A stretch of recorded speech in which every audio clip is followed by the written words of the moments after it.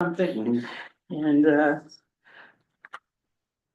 they're like holding hands, the girls, I mean, at that age, you know, what are they, third graders, second graders? Yeah. And just so fun, you know, so Everything's. they didn't want to do anything that, you know, the mothers were doing.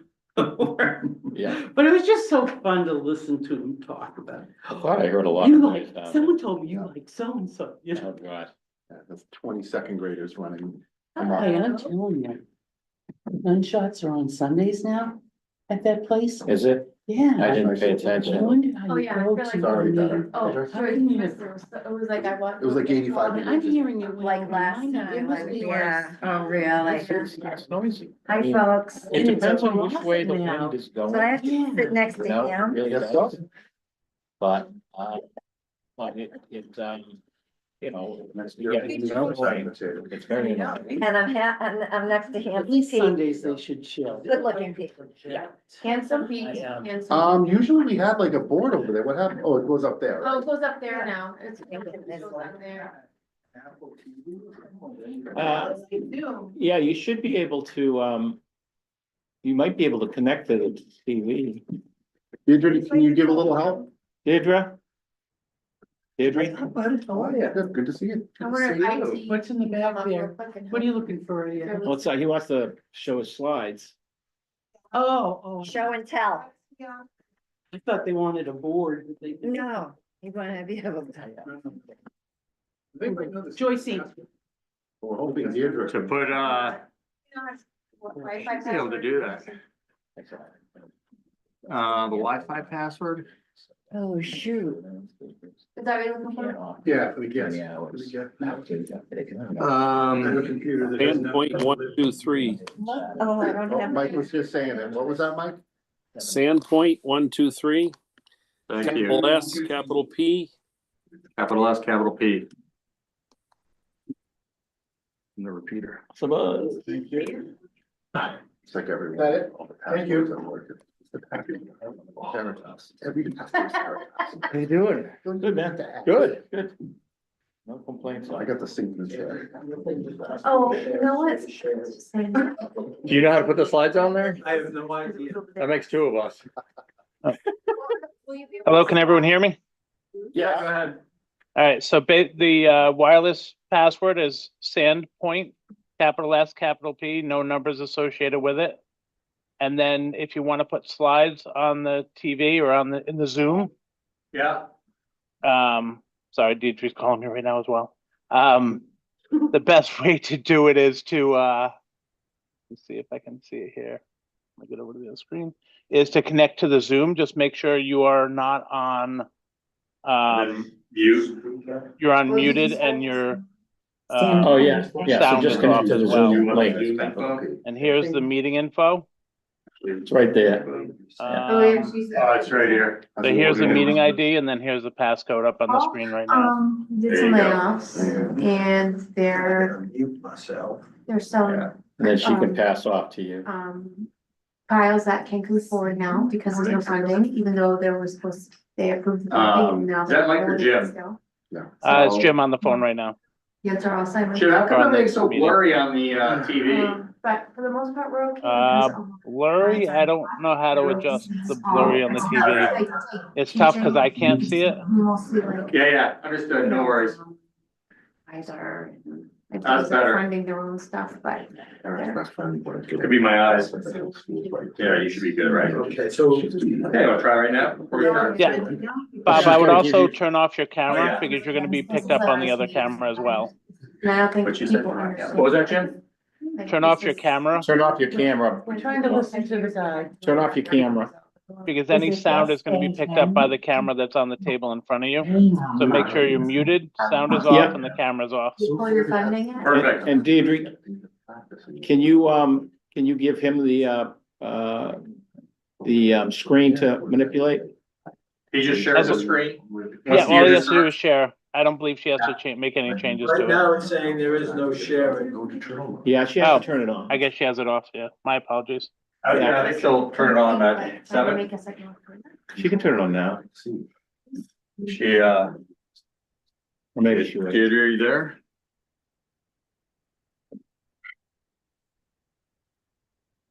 Oh, the camera's on. If it's HD button. What's that? I don't wanna mess with it. That's the camera. It might be a Right here? non-HD. Yeah. A non-HD.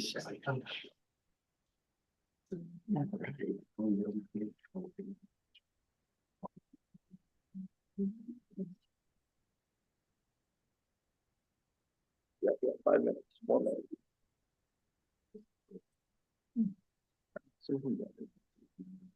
Observations.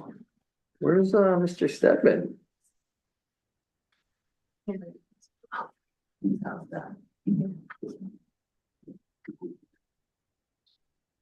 So presumption, but we're not first on the docket.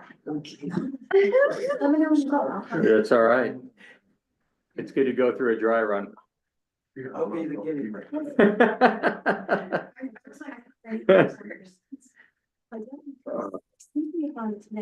We don't wanna have the Conservation Commission have to sit through the whole school. Theirs will be a little short.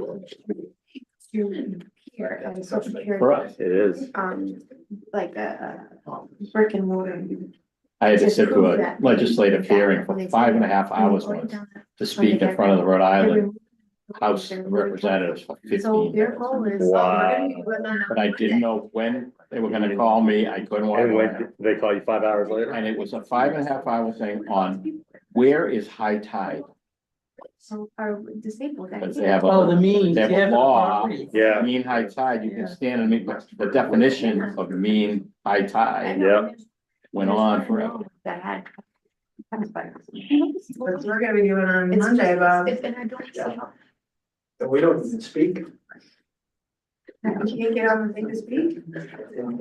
You going on Monday? I'd like to, but. Not get on the way?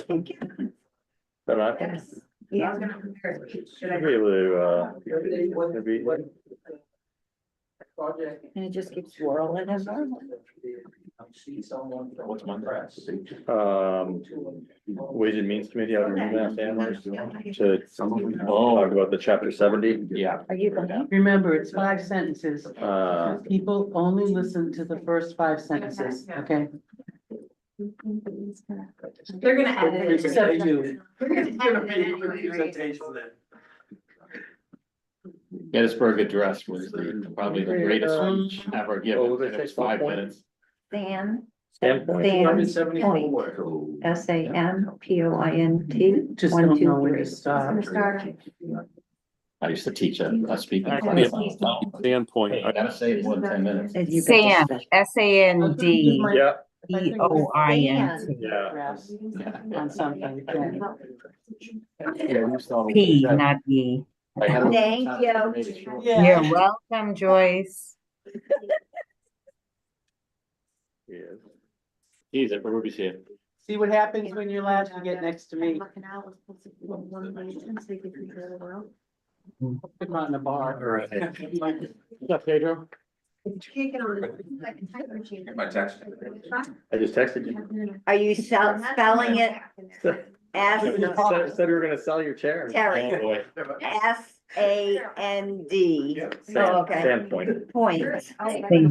1, 2, 3? I just feel like. I just said Standpoint. Oh, really? It's just Sandpoint. I was wrong. Yeah. No 1, 2, 3 on the. Oh, there's no 1, 2, 3. Just go to the thing and I'll type in the password. Sure, Mike, all this time trying to get on. You just gave us the wrong one. I mean, the strange not here. He's on Zoom. He is, under the weather. Who is? Mike. Oh, Lewinsky. oh, feel better, Mike. Thank you. You're welcome. No, Uh,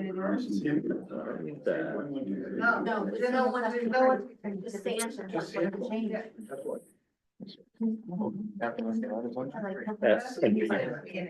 SAMD. Who's going Monday? Are you going Monday? To the. Must have been Yeah. like that before, yeah. What time are you leaving? I think it's fast, but I don't remember now. 10, 11. Actually, I've never had to reset this before either. Oh geez, we gotta get going. All right, guys, let's get ready to roll here. Oh, Spare please. me, yeah, my notes. Okay, everyone good?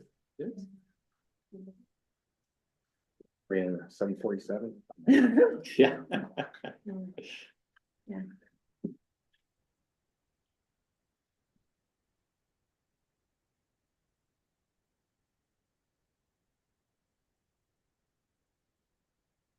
Good evening, everybody.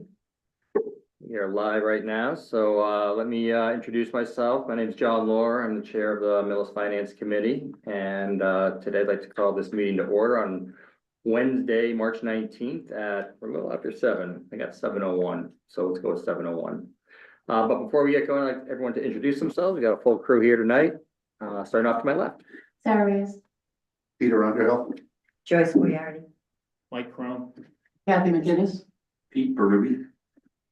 And we have a few FinCom members that are on Zoom right now. Jody, would you like to introduce yourself? Yeah, I'm Jody Garzon. Good job. Good job. I didn't want to take all the thunder away from you there. Anyway, also in addition, a few housekeeping items here. You can always watch the Millis Finance Committee meetings on your local access channels on Comcast Channel 6, I believe, and also Verizon Channel 38. Also available through the millismedia.org and live streaming on YouTube, as well as you can attend in meeting, which we don't have too many people tonight. And then last, all the material that we cover is available on the Millis website. So, without any, and last, whoever comes up to the table, make sure you speak into the microphones. It's a little off. So we can have proper recording of our conversations and discussion. So going off the agenda here, we don't have a few people and we are going to skip over the street lighting. Mr. Chairman, Yes. I did inform Mr. McKay that I would cover the first couple items for him this evening. Oh, fantastic. Okay.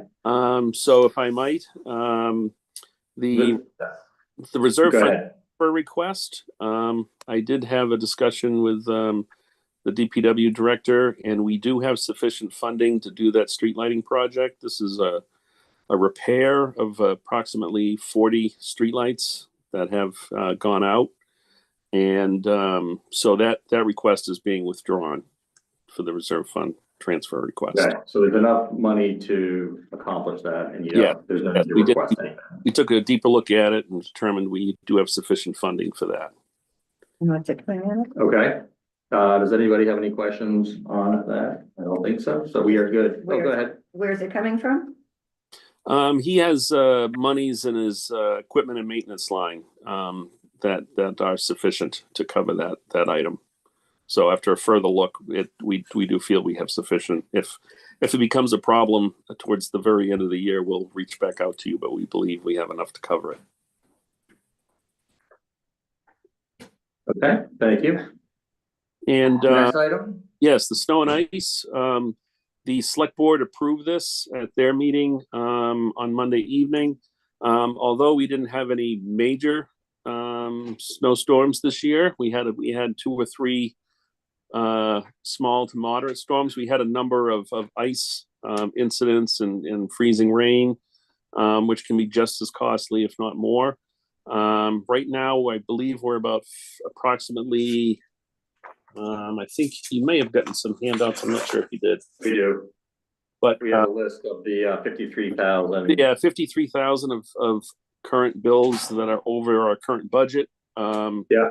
So the select board approved deficit spending of 75,000 in the snow and ice. So the director is requesting the same amount here from the finance committee. Okay, and just to reiterate, once you increase the snow and ice, you cannot bring it back down, correct? Yes, in the regular annual budgeting process, I mean, this reserve fund transfer won't affect it. But yes, if we were to increase this at the Springtown meeting, we could never decrease it again. Makes sense. Any questions? Okay, I think we're good with snow and ice. Oh, wait, Jody, go ahead. Yeah, so, I mean, I don't have a problem with them spending in excess, but it doesn't look like this is presented to us as a transfer from the reserve fund yet, at least that's. Yes, it is not, a reserve fund transfer. It's really just an authorization to spend in excess. Okay. The, snow and ice account is the only account that we have that we can spend into the red on, but it still requires the authorization of the finance committee and the, select board. Okay, thank you. We need to vote on this? Yes. Mr. Chair, I Yeah, have a go ahead, question I've Kathy. always wanted to ask of Mr. Kaczynski. On the snow and ice budget, can the Millis DPW staff, their salaries be included in that, or is it strictly non-town employees? No, the staff can be included in that only for their overtime work for snow and ice, work. So if they work overtime to overnight to salt the roads or to clear snow, then that can be paid out of snow and ice. Thank you. Yeah, go ahead, Pete. Since we're drilling into it a little bit, Yeah. I'd like to ask. If the authority already exists for spending in deficit for snow and ice, yet we're asking for FinCom or select board approval, wouldn't we do that before we do it, before we actually spend in deficit? Or is just and as Jody said, this isn't an appropriation or an authorization to pay it. That will come later with the reserve fund. So what exactly are we doing, and or just why are we doing it now? Well, you're formally just authorizing the deficit spending. We haven't paid those bills as of yet. But historically, whenever there are necessary expenditures, I mean, we could have come back, a month ago when we were just near zero, but we really didn't know how much we were going to need. I think at this point, there's a comfort level that we're not going to need much more for the rest of this fiscal year. So it's really just a timing thing. But 75,000 historically is pretty low to be over. Although the last 2 years we were actually within the budget, which has been pretty unusual. But it was really just a timing thing of kind of estimating the bills and what would carry us through to the end of the year. Thank you. Mr. Chairman, Go ahead. I move that we authorize the DPW to spend in excess the three following accounts: snow and ice wages, snow and ice stipend, snow and ice expenses, not to exceed $75,000. Second. It's been moved and seconded to approve and vote that the DPW is available to spend in excess of the three following accounts: snow and ice wages, snow and ice stipend, snow and ice expenses, not to exceed 75,000. Discussion. All those in favor? Aye. Aye. Those opposed? No one abstaining? No one.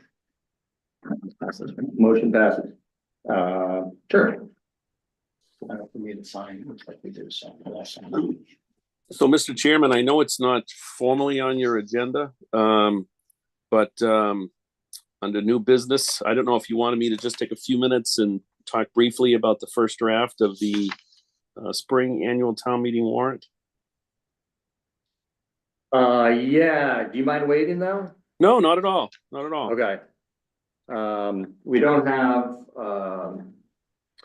Jim here. John Stedman is not here yet. So we're gonna move right into the school budget, actually. But I think it would be great if you could cover that after the school presentation. Be my pleasure. Okay. School, Bob, everybody? Yeah. Thank you, good evening. Good evening.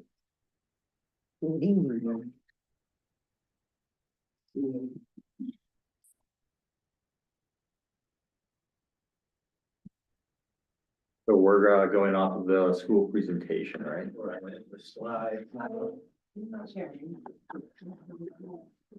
Deirdre, if you can hear us, can you allow Bob to share his screen for the slides? Hi, so I thought I did, but I can always put them up. No, I think I have it. There we go. Yeah, he's Oh, got Thank you, okay. Deirdre. Cool, thank you. Thanks, Steve. Thank you. All right, thank you, Bob.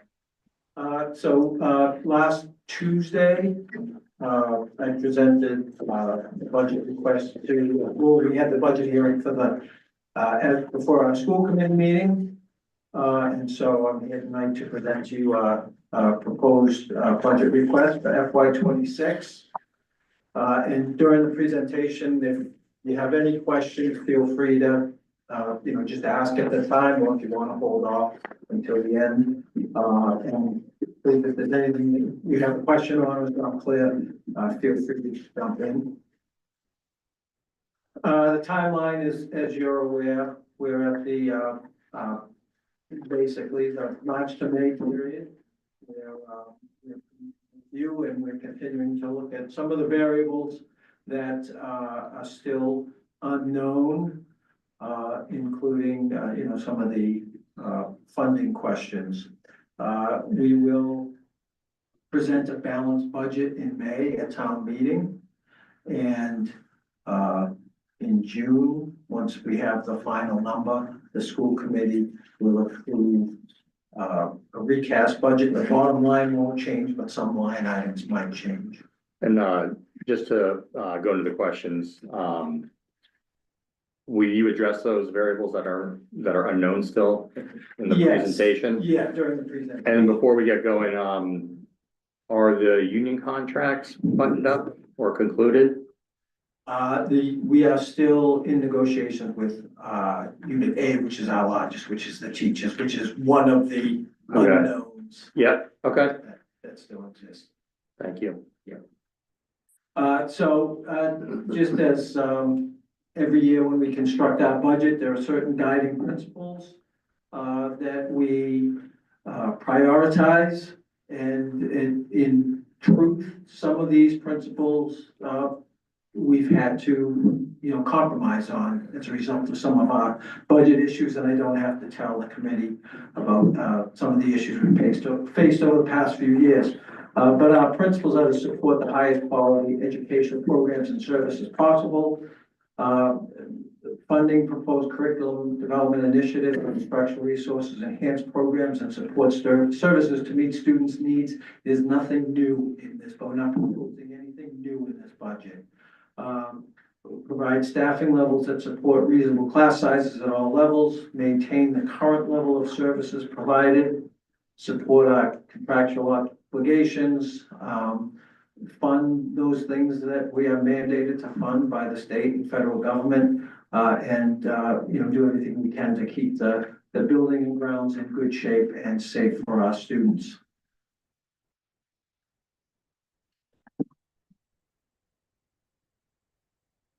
And just a few slides on demographics and enrollment in our schools.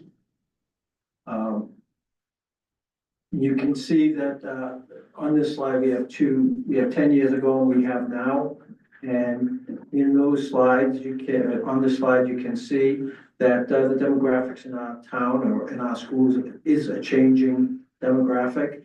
And the Hispanic, quote unquote, or Latino population is our largest growing. You can see there were 3.6% of the district was categorized by the state as Hispanic or Latino in 14-15. We're now at 11.3%. And some of these new students joining us, English language learners, require more support, require more federally mandated programs that we must provide. And then selected populations, you can also see over the last 10 years, there's been tremendous growth in these selected populations. We've seen 72% growth in our high needs population. And high needs, any students who are categorized as English learners, low income, or students with disabilities, students on IEPs. So you can see that we've had significant growth in all of those categories. And to be categorized as high needs, a student can belong to any one or any combination of those. So you could have a high need student who is an English learner who's also on an IEP. But they only count as one, high needs population. And is it just, low income or English learners, or are there other categories that, define high needs? Yeah, just students with disabilities would be the other one. Okay, So kind of like kids on IEPs, yeah, English learners, and kids categorized as low income. And so we've seen tremendous growth in these areas. And again, a lot of these students have special needs that we are mandated to support and address. And I would say, you know, when you look at our numbers, one of the things that really jumps out is the students with disabilities. We've gone from 12.2% of our population to 20.9%. We're actually above the state average there for the first time that I can recall. And one of the things we're seeing is we're seeing more kids with needs, and the level of those needs is increasing. You know, it's a higher level of need than we saw 10 years ago. Some of the reasons that this is manifesting itself, is a little slice of what's happening in our schools. In 24-25, since October 1st, and this is as of probably around March 1st. So we've had even more students since March 1st, but this is from October 1st to March 1st. We had 31 new kids come into the district and 12 students moved out. So, you know, net 19, but of the 31 who moved into the district, 48% of them were kids with IEPs. 45% of them were English learners. So, and then, you know, if you look at the bulk of these kids are coming into Clyde Brown, with 59% of the students who came since March 1st, since October 1st, being having an IEP, and 53% of those kids having requiring EL services. And again, a kid could be both. We have kids coming in who are English learners who are on IEPs. So, you know, you can see how that can impact what our numbers were compared to 10 years ago. And then also 2 out of these 31 students are out of district placements, which obviously, you know, comes with a cost to the school system. are those numbers, is there a reason why those numbers are high and coming to Millis versus going to other towns, or do other towns share probably similar data? I think I can't really speak to other towns. I know in speaking with our our director of student services, for example, you know, it's been relayed to her that this is similar, this kind of stuff is happening in other districts as well. You know, it's not exclusively Millis, but I don't have hard numbers about other towns around us.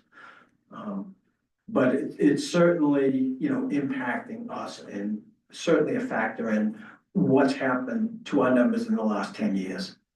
Excuse me, Bob. Go ahead. So when you define an IEP, how low does that go? I mean, we certainly know at the upper end what it means in terms of service and care, Sure. but to what lowest level would you consider someone an IEP? Well, if they have a learning disability, and are found eligible for services by a special ed team.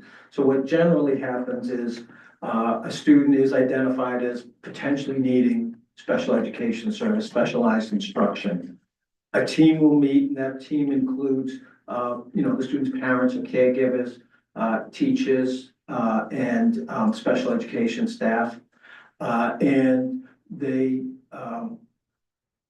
evaluate and analyze reports and data on that student. And the goal of all IEPs is to allow the student to work in the least restrictive environment that kid can be successful in.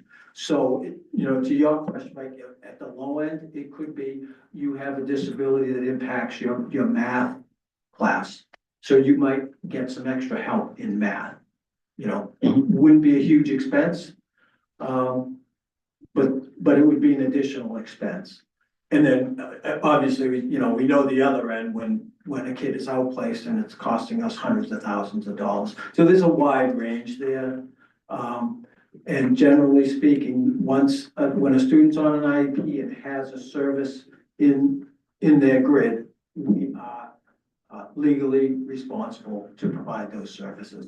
When someone comes in from another district with an IEP, we are legally responsible to provide the services that are in that IEP. And so, when a kid moves in, that can make it very challenging if they have, an IEP with a lot of services and things, and programs that we may not have. We have to figure out, okay, how are we gonna provide these services? But that doesn't apply to school choice, correct? Right, school choice, none of these move into school choice. And a school choice kid, if a school choice kid is on an IEP and requires extra services, the sending district is responsible for those services. Thank you for clarifying that.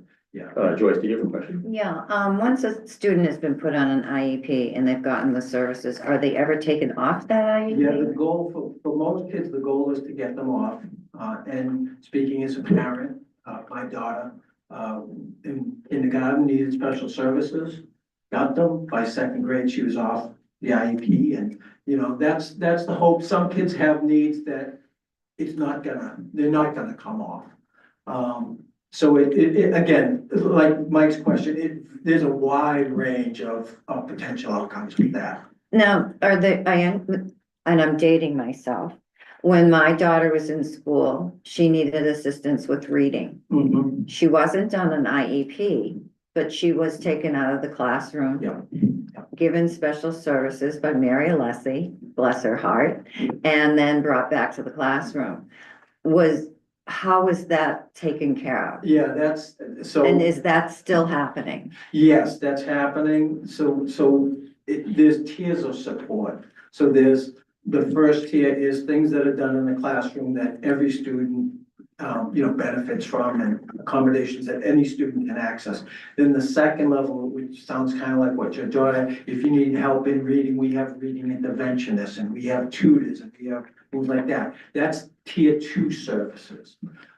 We do have those, but if you recall, we had to cut in 2 interventionists last year at Clyde Brown and 1 reading specialist. So we have those. We don't have them at the level we had here. But we still have that. So we have some students at that tier 2 level. And then tier 3 is when you start getting into IEPs and things like that. And again, the important thing with students with disabilities is we try to educate them in the least restrictive environment. And that means the more we can have them in the regular classroom and be able to access the curriculum and be successful, that's what we want. And so when a kid goes through the process, sometimes the first IEP has certain accommodations for the student. And if the student is successful, then, it stays that way. And, maybe over time, some of those supports aren't needed anymore, and they kind of, fall off the IEP, and eventually the kid gets off the IEP. On the other hand, a kid can go in and have a certain level of accommodation, and the accommodations aren't allowing the kid to access the curriculum, aren't allowing the kid to be successful, then you have to ramp it up. And so some IEPs become more restrictive, but the goal is to be the least restrictive as possible. Mr. Yeah, go ahead, Sarah. Along those lines, because you had to cut some of the interventionals, do you believe that maybe some of the children that got placed on an IEP for this year was a result because they didn't have that non-IEP help last year? Yes, and I think it was with the select board, kind of talked about some of the issues before the override vote. And at that time, it was probably sometime in October, and in October of 2023, we had 10 students who had been referred for special ed services at Clyde Brown. In October of 2024, we had 18 kids who had been asked for services. So, pretty big growth. Is it all attributable to not having the interventionists? I can't say, but I think there's definitely, a correlation there. Yeah, I would be curious to see like if there was ever a percentage, just because I know that I, along with other people, were saying this is gonna have a direct, effect on kids who aren't on the IEP level yet. Yes. That can still get help in school and kind of, get through the Right. issues. Even if it's like math or reading or something. So I'd be interested to see how much of a cost difference now. How much are we now paying for the services for an IEP, or maybe, I probably didn't reach the level of district, but, versus having a teacher there in Right, class. yeah, and I think that was something that we could see Yeah. actually happen. A lot of those services allow, gives the kids what they need, the intervention services, to get them up to grade level. And then once they're at grade level, they're doing it. When you don't get as many kids up to grade level, then they fall further behind, and that's, when these kind of serves the level 3 interventions, the IEPs can come into effect. Thank you. Go ahead, Pete. Mr. Mulaney, good evening. On your stats that you presented, actually, I'll go back a little further. Your demographics, populations, and data are usually based on population of the school at the beginning of the school year, roughly. Right. So going forward, I'm assuming that on your data that you're gonna tell us about does not include these late move-ins that are on this slide number 7, or are they? The FY, when we get into enrollment, they do include these kids. They're still a little short because we've had kids since. You said just recently. Yeah. Thank you. Yeah. I'm just trying to know where perspective is. Yeah, thank you. And just to keep going down the IEP path here, is there a general, do you know what that cost is for that category? For IEPs, like it costs Millis X dollars to, Yeah, well, we have that. I didn't know- We kind of break it down, not Okay, including salaries. okay. Expenses. if, for- yeah, just if you can mention it as we go by, I was looking for it. Yeah. Okay. Yeah, it's one of the last slides when we just look at the allotments of the proposed budget. Okay, thank you.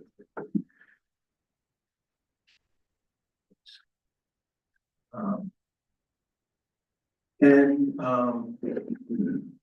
so Mr. Ruby's point, here we have enrollment over the last, 10 years. And we can see that there was a decline and then kind of a flattening of the curve. And, right now, I think we're actually at, 1,183 students, not counting the 5 TIE students, but so we're pretty much on par with where we were last year. And the most current numbers, we have 620 kids at Clyde Brown, 267 at the middle school, 296 at the high school, and 5 at TIEs in the, out of district numbers are the same as they've been, it's aggressively 3 kids. So we see the enrollment kind of flatten. And then the New England School Development Council is an organization that predicts, does projections for enrollment. And so for the next 10 years, NESDEC has projected the level enrollment in the middle schools. Their projection for this year is a little low. We're at 1183. They projected 1166. How that impacts projections down the line. They do this study every year, so we get kind of more up-to-date information. And they use data on like single-family homes and things like that, but they don't necessarily look at multifamily units, and so that could impact our enrollment moving forward over the next 10 years. Not necessarily the FY 26 budget, but down the road. And in this next slide, this is something that Chief Barrett provided me with. Just the housing units that are looking, that, you know, maybe on ordered in Millis, in the, you know, within the next few years. And this is very unscientific. It's just, if you imagine, those units at 2.75 people, assuming the 0.75 is a school-age child, or a little less conservatively, if you imagine those units at 3.5 with the 1.5 people per unit being school-age kids, we're looking at the potential of, you know, 400 to 800 new kids in our schools moving forward. So that's, you know, something we want to consider. Again, really doesn't impact our FY 26 budget, but it could impact us down the road. And just to verbalize, but that 400 to 800 number represents this town growth on this slide versus what the NESDAQ was forecasting.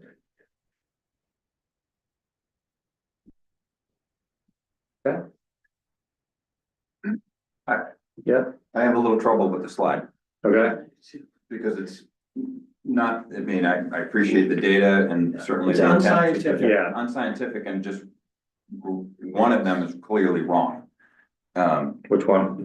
Either the previous slide or this one, the NESDEC data or this one, because you can't add, you know, this implies that we're gonna grow the school by 400 students when those units are done. Correct. In the next year or two. And Correct. put that out there causes probably some undue Panic. scrutiny. Certainly Yeah. not my intention. And I'm not saying, I'm not trying to criticize anybody. But I would hate for that to happen unduly. So, I don't know, I don't like the slide. It's unscientific, but I think But, there will be an impact on the schools when all these come. No doubt. but does it include the variable that's not in the previous slide? To a degree. I think you find too that most of these are apartments. And history has shown that most of the apartments do not produce the type of kids, numbers of kids that single family houses do. So your numbers are probably pretty bold, but nonetheless, you're making a point that, yes, we have a lot more housing coming on. Hopefully, this housing that's coming on is new growth and produces new taxation, which may be able to pay for some of the expenses that are associated with this type of increase. Mr. Chair, Go ahead. I wonder if the school you're proposing is going to be too small in a few years. But that's another day. I mean, Yeah. honestly, and when you look at the original building, it was built in 1960, they had to add 10 classrooms in 1966. So it happens. Yeah, and, I mean, isn't Clyde Brown at the max right Yeah, now? Clyde Brown had a design enrollment of 545 kids. We have 619 there now. Good point. Will the foundation hold a third floor? That was my idea, put another floor. They Build said, up "No, instead you of can't out." Do that. And here's just our school population. Pre-K has 52 kids. Pre-K and kindergarten really aren't accurate predictors of the next level. Just for example, pre-K, 3 years ago, we had more pre-K kids because we had an additional pre-K teacher. We had to cut one teacher back in FY 24, so our pre-K numbers are lower than they've been, you know, a couple of years ago. Kindergarten, we have 80 students. Doesn't mean we're gonna have 80 kids in first grade next year. We'll probably have more, but so kindergarten's not a great predictor of first grade, but once you get beyond that grade, once you get into first grade, second grade, it's a pretty good predictor of what the enrollment for the next year's class is gonna be. So, if you look at, the early elementary grades, we have, you know, pretty large class sizes. And what happened in grade 5? Grade 5, every kid, there was 31 kids that moved in, many of them went into the 5th grade. Our son's class. And, you know, the 5th grade is our largest class. It'll be moving up to the middle school next year. So next year, the middle school will have a very large 6th grade and a very large 8th grade class. The Clyde Brown classes, as I said, with the exception of grade 4, the Clyde Brown classes are pretty full. And then in the high school, our enrollment is low compared to prior years. One thing I will say is if you look at like the grade 9 class and the grade 11 class, when those classes were in first and second grade, those class sizes were in the 70s. And so, you know, that wave where we see 95 in first grade, I think it's actually 96 today, but that wave is gonna come eventually to the high school. And so the 68 and 66 probably are gonna, you know, we're not gonna have many classes in that range once we get into the current grade 7 moving into the high school. Yeah. Mr. Chair? Go ahead. Go ahead, someone else. Is pre-K required by No. state statute? No, Okay, No. thank you. Is kindergarten required? kindergarten is not required. Right. We're required to have, it. Understood. A parent is not required to send. Send. What happens a lot of times is parents will send their kids to like a private kindergarten for a variety of reasons. So there are some kids that will be in actually grade 1 that we haven't met yet. And pre-K, a lot of the students in pre-K are kids who have been receiving services from early intervention. And then we're required to educate those kids. And what we do is we have peers with them. So, you know, theoretically, we could have a number of kids move in at the pre-K age. And if they needed services, we'd have to provide another pre-K class. But again, that's just speculate, that's, you know, Yeah. the hypothetical.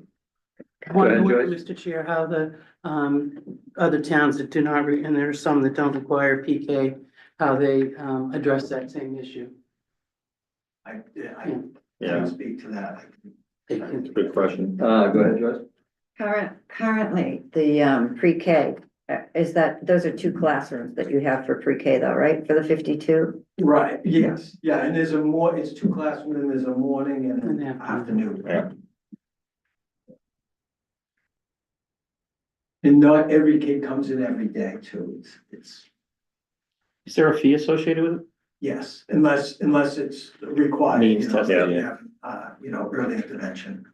Does the tuition charged meet the expenses? Mr. Wigan, you wanna field that one? As compared to. You have to come up to the private mic, nursery sorry. school. Go ahead, Mark. School committee, so the tuitions that we charge for preschool, and it's the same for kindergarten, do not cover the entire, they don't cover the cost of the entire program. They do cover the cost of the individual student, but as Bob mentioned, in preschool and in kindergarten, there are students, and it's at age 2.9, if they have developmental issues that are identified by the pediatrician, they test in, we're required to let them into preschool. So the tuitions that we charge non-IEP students do not cover the cost of the IEP. Yeah, cost related to the IEP students. So for example, we cover half of the teacher's salary with the tuitions. Half the room is on IEPs, half the room is not on IEPs. The other half that are associated with IEPs is covered through the regularly operating budget. Yeah. And it's the same thing with kindergarten. So we charge the tuitions for pre-K and kindergarten. Right. Does that make sense? Yeah, Charge the tuition for, well, a half day. Like, Yeah. Go ahead, Joyce. is it permissible to ask, percentage-wise of how many are, paying versus those that are on a IEP required? I mean, I could find out that information. What I would say is, generally speaking, you can't have a class that's over 50% on IEPs. So it's a minimum 50% would be paying tuition. But I can get that information. Thank you.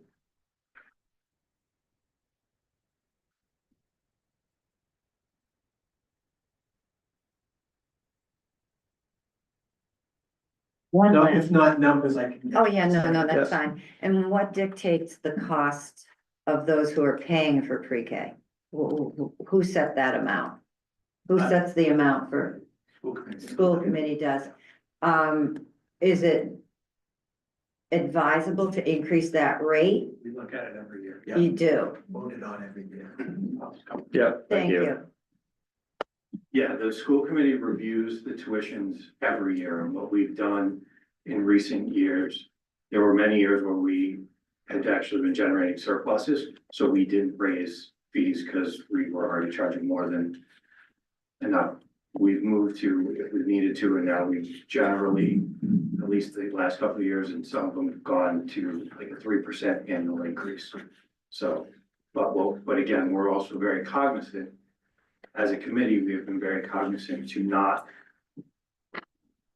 shift deficits created by one situation to tuition-based programs or fees simply because we can.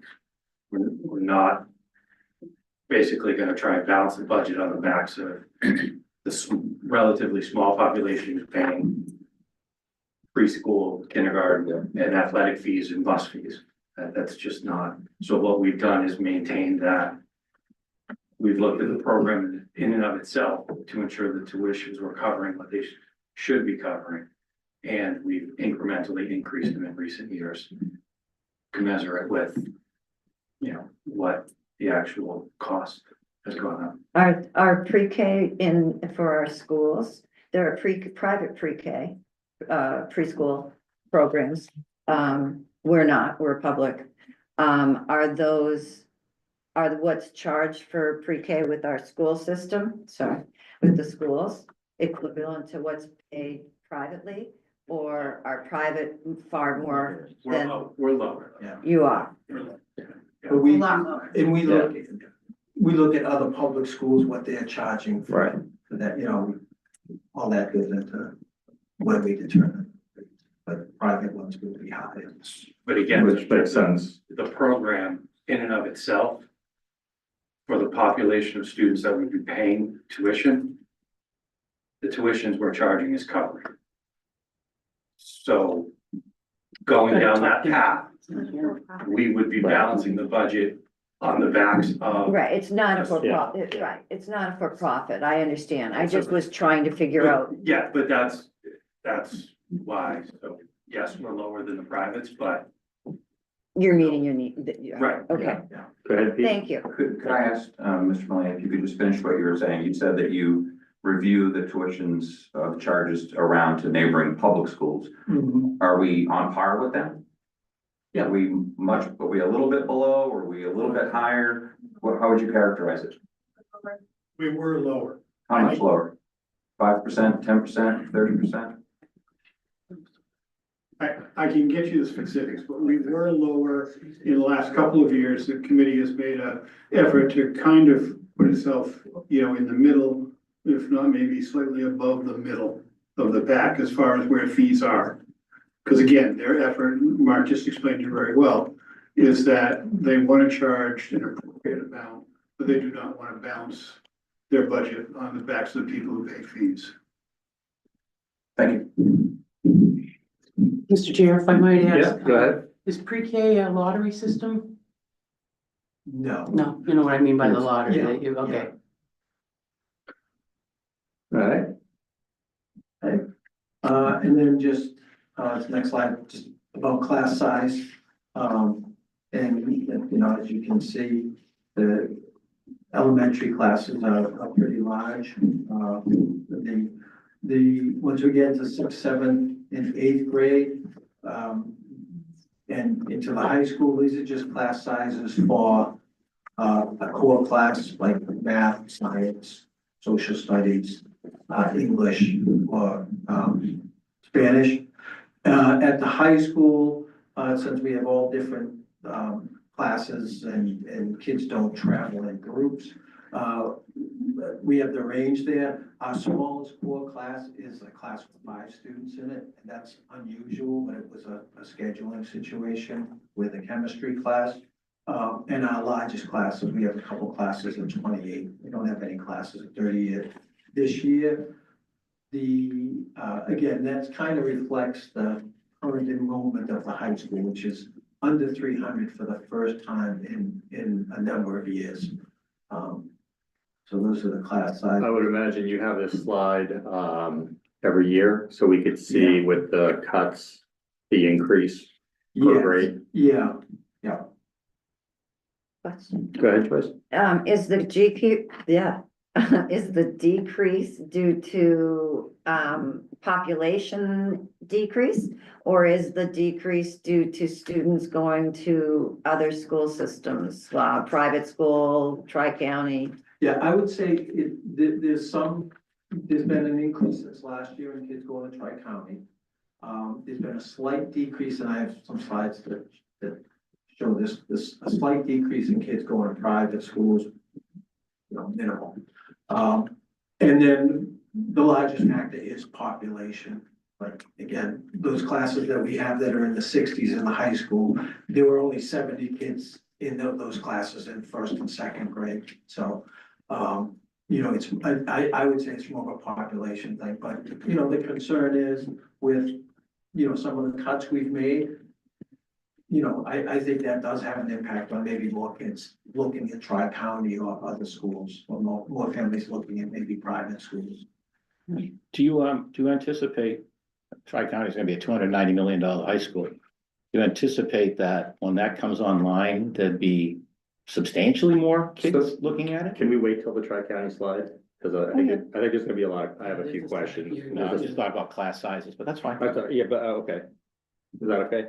Yes. All right, that's all right. And just, a couple He's gonna things. deck you outside. When we look later. at, the current grade 5, 27 kids, per class there, and that's an average. This is where, another area where, the cuts have hurt us. We had, back in FY '24, we had a, Clyde Brown teacher who was teaching an additional section of the larger class. So in other words, we have 4 classrooms per grade level. We had a 5th teacher that we used to cover an additional class when a class was large. So that teacher's position was eliminated. So we only have 4 sections of grade 5 when, in the past, we would have had 5 sections, lower class size.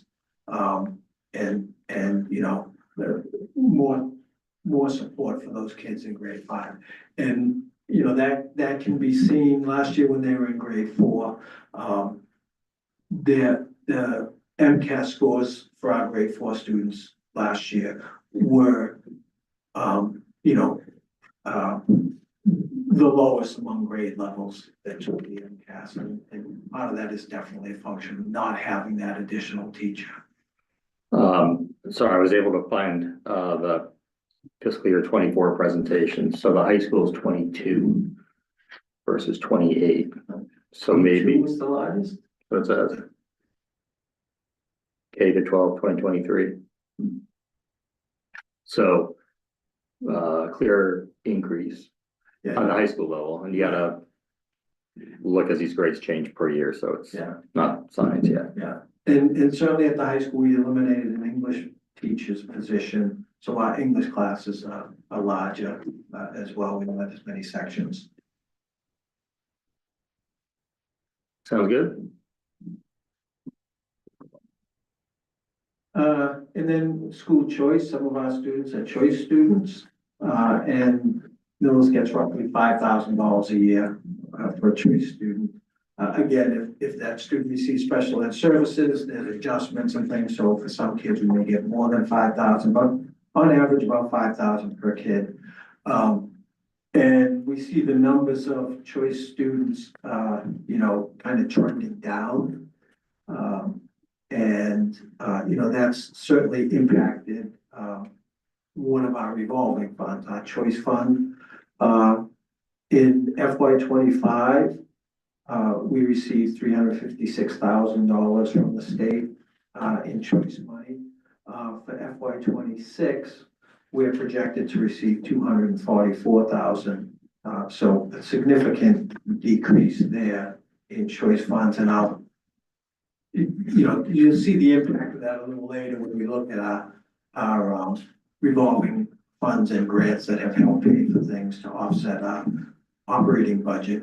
Is that 111,000 difference or so, part of the 330,000 shortfall? Yes, yeah. It's enough to. We're shifting. Yeah, Yeah, agreed, yeah. confirming. We're shifting salaries that we used to cover in choice, having to shift them into the operating budget. And I'll, there's some slides that. that discuss that. But obviously, choice funds have been really important to us over the years to help keep our operating budget within, reasonable, I would say, increases. And we have 52 kids that choice into our schools. We have 18 that choice out. So, when it comes to the choice, it helps us certainly more than it hurts us. And if we didn't have choice, our kids could still choice on. Yeah. Choice, in my opinion, choice is a very good thing for the most public schools. If I could, Okay. Go ahead, Kevin. your turn. so how do you predict what's gonna come in next September? Well, In terms of it's school very choice? hard, because like last year, our grade 12 class had about 10 choice kids. We don't have room in our kindergarten, our first grade rather, to take in 10 choice kids. We have one choice kid. So that's a net loss of 9 kids. So we basically just project, what's in grade 11 will be our grade 12 choice next year. And so on. We really can't predict the lower grades, kindergarten or rather first grade when they first come in, because we don't know. But what we do know is we can't take as many as we're graduating. So is your school choice, is primarily starting in grade 1, or do you get them in 5, It's 6, coming 7? along the way, yeah, the school committee just voted last week to be a choice district again. And the only class that we're not accepting choice in, the only grade levels are current grade 5. Then you have other things happen, like a kid living in Millis could move to Medway and want to stay in our schools, and they become a choice kid. And likewise, we could have a choice kid from Medway whose family moves into Millis, now they're no longer choice. So there's fluctuations that way, but it's not, we're not gonna have 91 kids choicing in next year, as we had back in 17, 18. Mr. Chair, Go ahead. so would it be safe to say the increased class size because of the layoffs is directly impacting our ability to have school choice students come in and revenue for the schools? I would say, yeah, like if you look at grade 5, sir. Yes. Yeah. So I think you could can also- say, I told you so. I think you could also. Yeah. Yeah.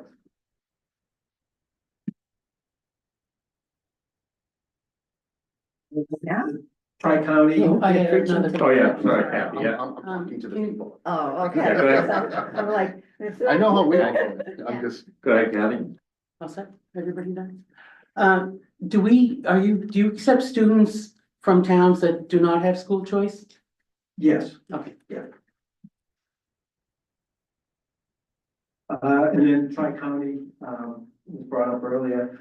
This year we have 43 students at Tri-County. And, the trend has been down in the last few years. But now we see it ticking up a little bit. Last year, we only graduated like 1 or 2 kids from Tri-County. And we had 14 freshmen going. So this year we have 12 kids graduating. So I could see that ticking up a little bit next year, by 2 or 3 kids if we have, 15 or 16 freshmen there next year. But then the following year, when we're only graduating 4 kids, in FY, school year 26, 27, if we have 14 kids in that freshman class, we'd see a bigger jump in the population. So my question was, the new school, which is gonna be pretty nice, New middle school, not new Tri-County. new Tri-County, New Tri-County. the new Tri-County school, it's gonna be really nice. I mean, it's gonna have everything. $290 million worth. Yeah. Better. That's gonna be a real attraction, do you think? I think. Are you anticipating I that, or? think so, but I always say, Tri-County is the exact right school for some kids that want to learn the trade and, have an affinity and a talent in something. Tri-County, absolutely the right school for some kids. I think there are some Millis kids that are at Tri-County, who would be better served in the Millis public school, irrespective of, a shiny new building. But that's me talking and I don't know how persuasive that is to some kid who goes on a tour and sees state-of-the-art shops. Good, Joyce. Is there a limit as to how many students can go to Tri-County from Millis? There. I mean, is there, I couldn't give you a number, but they do have, I don't know if it's a limit or a guideline or something they can take from each district. well, Mr. Chair. so many seats available is, I guess, my Like, there's like question. 1,000 spots, aren't there total? Yes. 1,000, yeah. Mr. Chair, Yeah, go ahead, Pete. maybe I can ask that question Yeah, another way, please because I do. do have one. Do you know, so the Tri-County demographics or population, that's a 33% increase from last year. That's a big jump. And I'm curious if all of the Millis's applicants were accepted, or were they cut for merit, or were they cut at a cap? In other words, did Millis hit some cap, our portion of 1,000? Or were there applications were there more students that applied than this? More students applied than this. Not all students were accepted. I really can't speak to why they weren't accepted. If they weren't accepted because we filled up our Millis quota, or if this student's application is not as solid as this one, so we're accepting this one and not accepting that. I would like that question asked of Ms. Harden, Yeah. maybe she can tell us. Mr. Chair, I was Yeah. just curious, has the school restarted, having, the eighth graders go and tour the school? So years ago, we did like a field trip. Right. Get buses, send them over. We don't do that anymore. But they do have open houses at Tri-County, and we let our kids know that there's open houses and, their folks can take them over and, So there's nothing that during the day they There's can go no- over, that you no. bring them over like We in do the not olden bring days, them bring them over. over to, is there a reason for that, or? Well, for a number of Yeah. reasons. There's two big ones. You don't want them to go? Cost. That's okay. That's Okay. number two. Yeah. And number one is, we think they're better off being in school, learning than going on a field trip to Tri-County. It's also gonna cost us a lot So- more money per student. So, Yeah. looking at kind of the numbers, I believe the Tri-County building will be finished in 27, 28-ish, looking at their timeline. So I would imagine there'd be you might see a tick up in enrollment, but maybe a bigger tick up once that's completed. Oh, potentially. Yeah. I know we Definitely can't potential. predict, yeah. Especially now that the school has AP classes and everything, Correct, much to the chagrin of superintendents who it's supposed to strictly be a vocational school, Yeah. but now there's sped and there's, all right. And And you, again, yeah. I think for some kids, Yeah. absolutely the Yeah. right thing, but for most Miller students, Millis High School is the best Yeah. alternative. And we have a big question mark with the new building here in Melon Street, so Yes. to be determined. Yes. Yeah, go ahead. So just doing some quick, bar napkin math, we have 104 students, Millis residents, who choose not to go to school in Millis, which is just under 10% of our current enrollment in the school. Yeah. 0.924, if, you really want to crunch it. What percentage, just in your experience, do you believe is because Millis schools are being seen as undesirable because of class size and staffing levels? I don't know if I can answer that, but I will say, in the past, we've contacted parents whose students went to Tri-County and, just for information, what was the main reason? The number one reason was for the vocational program. The second reason was because, Millis is a small district and it was my son, my daughter wanted to meet new kids, wanted to meet, and that was the second biggest answer. And displeasure with the school buildings and the education, that was very rare. We got a response like that. Okay, thank you. No one? Okay, thank you on that. You get a piece of candy for that one. Oh, thank you. And just, Norfolk Agricultural School. Yeah. You know, our numbers, you know, we're usually 8 to 10. Consistent. 8 to 10 kids there. We are only graduating one this year. I think we might have like 3 or 4 kids applying. You know, so if they all get accepted and go to the Aggie, you know, we'd see those numbers tick up, but it's not gonna be a huge jump like we see in like Tri-County. And just to the, not to go back to Tri-County, you passed along the, Tri-County assessment calculation. I don't think it was printed out tonight. I think it was too late, but it's online and Deirdre passed it out. So right now between, for 2025 capital assessment and debt assessment, it's approximately $30,000 per Tri-County student, right? Yeah, Mm. yes. So what would that total be, Mr. Chair? Times whatever, So well, 30,000 times? yeah. It's double what it was because of the building assessment. Because of the debt. So how's the town gonna pay for that? Well, so it's interesting. So if you look at the 9 and 10, 14 and 13, those are gonna keep going through the pipeline and then you're gonna have those backfilled by that big class that's coming through. And then you have a new Tri-County building that's available. And there may be whatever Tri-County caps per town, whatever, because there's only so many spots. But that, we could go back up into the 40s, 50s or 60s, and that comes out of operating budget. Yeah, I think it, I'm not trying to speculate or. It was free cash last year, wasn't it? It's because we didn't vote for the debt exclusion. If we had voted for the debt exclusion, then the capital expenses would have been paid outside of the budget. But that may come up again. I don't know, Mike Wazinski could talk about that at another time, but that, yes, it's impacting our regular budget. Doesn't necessarily have to be. Based on current enrollment, it's 1.29 million, and that's Yeah. before the new school Yeah. assessment hits. So that's what, Agreed. just through the chair, Mr. Underhill, Yeah, let go you ahead. know, for FY 26, that's gonna be the amount, the IOU amount? Well, it's roughly That's that now, it's Yeah. gonna be 30%. It's a 30% increase over that. Correct. Yeah, that's based off of these numbers, not future numbers, which are gonna go up, as we've heard. Yeah, So where's it? We should ask the select board. tough slide. I think as a finance committee, with all due respect to everybody, we should know this, where it's coming from a little ahead of. Well, we knew it. I mean, we knew it. Yeah. because No, the- it's We're coming out of the operating Well, budget. you know what the choices are. They Yeah. told us, yeah, we recommended the override piece of it, and the voters didn't pick it, so. Continue, thank you. A lot of info. and then just private schools, as I said, slightly ticked down this year from 78 to 74. And the largest, the schools that attract the most Millis kids are Savaria, 22 Millis kids at Savaria, which has a lower school now. It used to just be 9 and 12, but Savaria now has 7 through 12.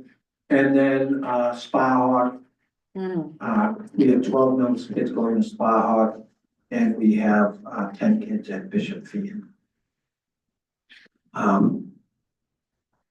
Homeschool, we're at 11, and we have 1 charge student. Thank you. Oh, go ahead, Sarah, I sorry. heard that Far Hawk was adding, 10, 11, and 12 maybe next year, I don't know. Yeah, I don't know if they're phasing it in, because they were 3 to 8 to start, but now they're Yeah. 3 to 9. How many people go to Starhawk? It's not a huge school. Says 12, it's not. No, Yeah, total. I don't know what they're. I think it's a couple hundred I would think deaths. so. I think. Yeah. I've just seen that progress over the years, driving down Yeah. 115. Okay, and then, our per pupil expenditures, folks might have seen, the latest data we have available from the state is FY 23. So that's what's represented here. This graph shows Millis and its neighbors. And we're at FY 23, we're at $19,679 to in per pupil expenditures. We were below the state average, and when you take all our neighbors and get an average for them, we're slightly below neighbors' average. If I may interrupt for 1 second. Yeah, go ahead. Object if I closed a couple windows. Yeah, please do. Ruby, you on that? Thank you. So it costs us close to $20,000 per Joyce, pupil. talk into it. Yeah. I want to hear it. Yeah, no, yeah, that's, Thank you. So it costs us 20,000 close to Around per Thank you. pupil here in district. in district. Yeah. Whereas it's 30,000 at Tri-County. When you factor in the debt payment and the tuition, yeah. yeah, Significant more per student for us. Mm-hmm. And Mr. then, Chair, Go ahead, are Kathy. you on the same slide? I see that you have it, it's under 20,000, yet but in for, district, yeah. right, but, per choice, we receive 5,000. So why would we have school choice? And why is it so attractive? Because school choice means if this is the classroom and this seat is empty, it's not making us any money. So if we get a choice kid, we get a seat in here, it doesn't impact the size of, like, we don't have to hire a new teacher or anything like that. We get a student, we get $5,000 for that student. That's $5,000 you wouldn't have, it's like. It's a when- bonus. Yeah. It's like when there's an empty seat on a plane that just as soon sell it, it's kind of like that. yeah. And that But brings our. that's no regard to, speaking of increase in class sizes that are detriment to the. Well, those- Then your school, if you didn't have the school choice, you wouldn't be worried that you'd have to get rid of teachers or anything. Well, those class sizes, like particularly in the lower grades, they're not choice kids, they're Millis kids. The largest number of choice kids are the kids that are in the high school. That's why we're graduating like 12 and only taking one in. That's why it's declining. But the whole benefit of choice is this seat would be empty. We can get a kid in there and we're not increasing our number of teachers or things like that. Where it's a bonus. I just wonder why all towns don't have this then, don't offer it. Most towns Most do. do. Most towns do, but some of our neighbors do not. Do not. Yeah, And if you don't have it, that doesn't mean your kids can't choice out. So like if we didn't have choice, we'd be responsible for tuition for 18 kids and we'd be getting nothing back. Right now, we're getting roughly Right. $5,000 for 52 kids. And that's the same thing, it might not have anything to do with it, but a lot of our children went through Spanish immersion, but I'm just hearing residents that don't understand it. If you would cut the Spanish immersion, and one of the questions was, if you have 30 kids and 30 students in Spanish immersion in the first grade, do they drop out as the years, and then what happens to that class? Yeah, there is some attrition. Exactly, right, And I would say, to your point, fifth grade, where we have large class sizes, our immersion class is smaller than the other three classes. Having said that, the size isn't that different. It's not like there's 12 kids in the immersion class. It's in the 20s. The other classes are higher in the 20s. so to answer all the people that are saying get rid of Spanish immersion, after review by the school committee, you still feel that it's an asset, both financially and educationally to the students of Millis? As superintendent, I would say yes. Okay. It's as a parent, I could say, yes, all three of mine are Spanish immersion. Right, mine too. Yeah, Yeah, they're it's phenomenal. It's really cost neutral. You have to Yeah. have 4 fifth grade teachers. One of them teaches Spanish immersion. Okay. Yeah. I hope everybody heard that, like you said, Mr. Hundiel, you're talking to the people out there as well. Everyone in the Right. room understands. And, it's a hallmark of it. It is. It was just like if you start with 30 kids in the first grade and you're ending up in the sixth grade with, they still have to have the Spanish and you're Right. ending up with Yeah. 20 or 15 that Right, I right. think that's what they're saying. Anecdotally, my daughter's in the second grade immersion, and there was one student who dropped out, and someone was actually able to opt in. Right, to the yeah, program. there's a wait So, list. yeah. You know, and if a student on a wait list can pass an assessment to get in, you know, Without an IEP, of course. well, To help them. I mean, to get them to learn faster Spanish. Mr. Chair, Yeah, go ahead, Pete. I just wanted to kind of add on to something that maybe Joyce asked about, or the comparison on per pupil expenditures between Millis and say Tri-County, you know, it's not necessarily apples to oranges, because again, that capital expense is included in that tuition. If you added in the Clyde Brown capital expenditure, or that bond that we're paying, potentially increase to the high school, middle school, if you added those in, it's more than 19,000. Great point. I don't know what it is, Yeah, but I follow your in order to logic. compare it, you'd have to get those costs and, you know, separate it out by per pupil. Yep, great point. Yeah. And then out of district. Yeah, out of district, in FY 23, average of $20,663. Again, below the state average, slightly below the state average, and slightly below the average of our neighboring districts.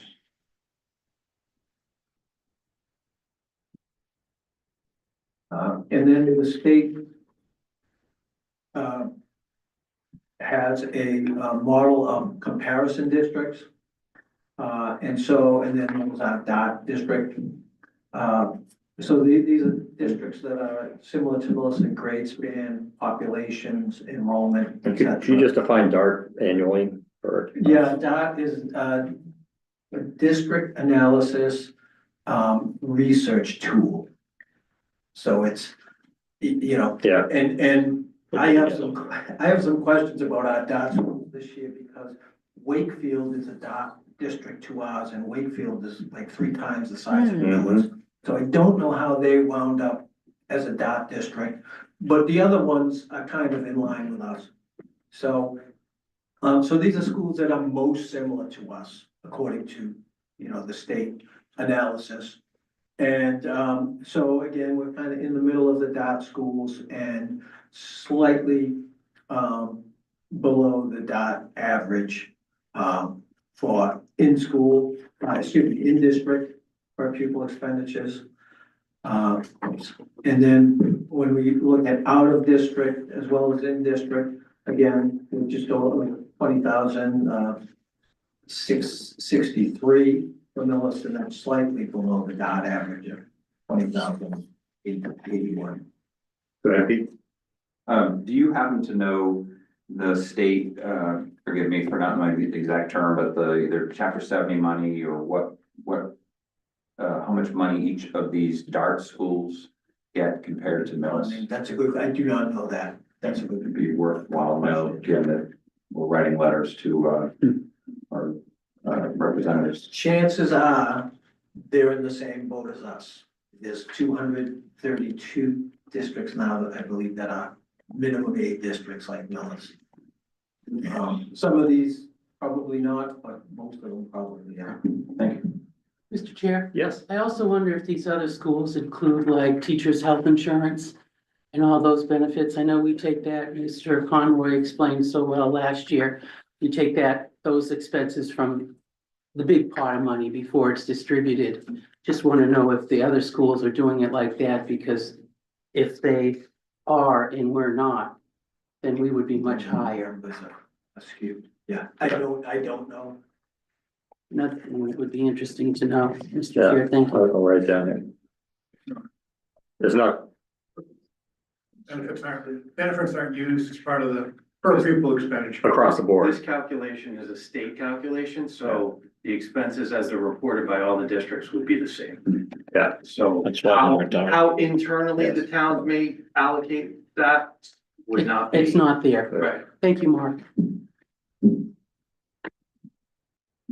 And then just some spending and funding trends, that we're seeing, and, you know, we've been talking about quite a bit these last few years. In the last 10 years, You know, obviously you see steady increases in our spending for our schools in Millis. Over that period, the average per year is 3.9% increase in spending. So, you know, in my estimation, reasonable. What happens next is, what's been killing us. The amount that Millis has to fund for its schools is increasing. The amount of aid we're receiving from the state is decreasing.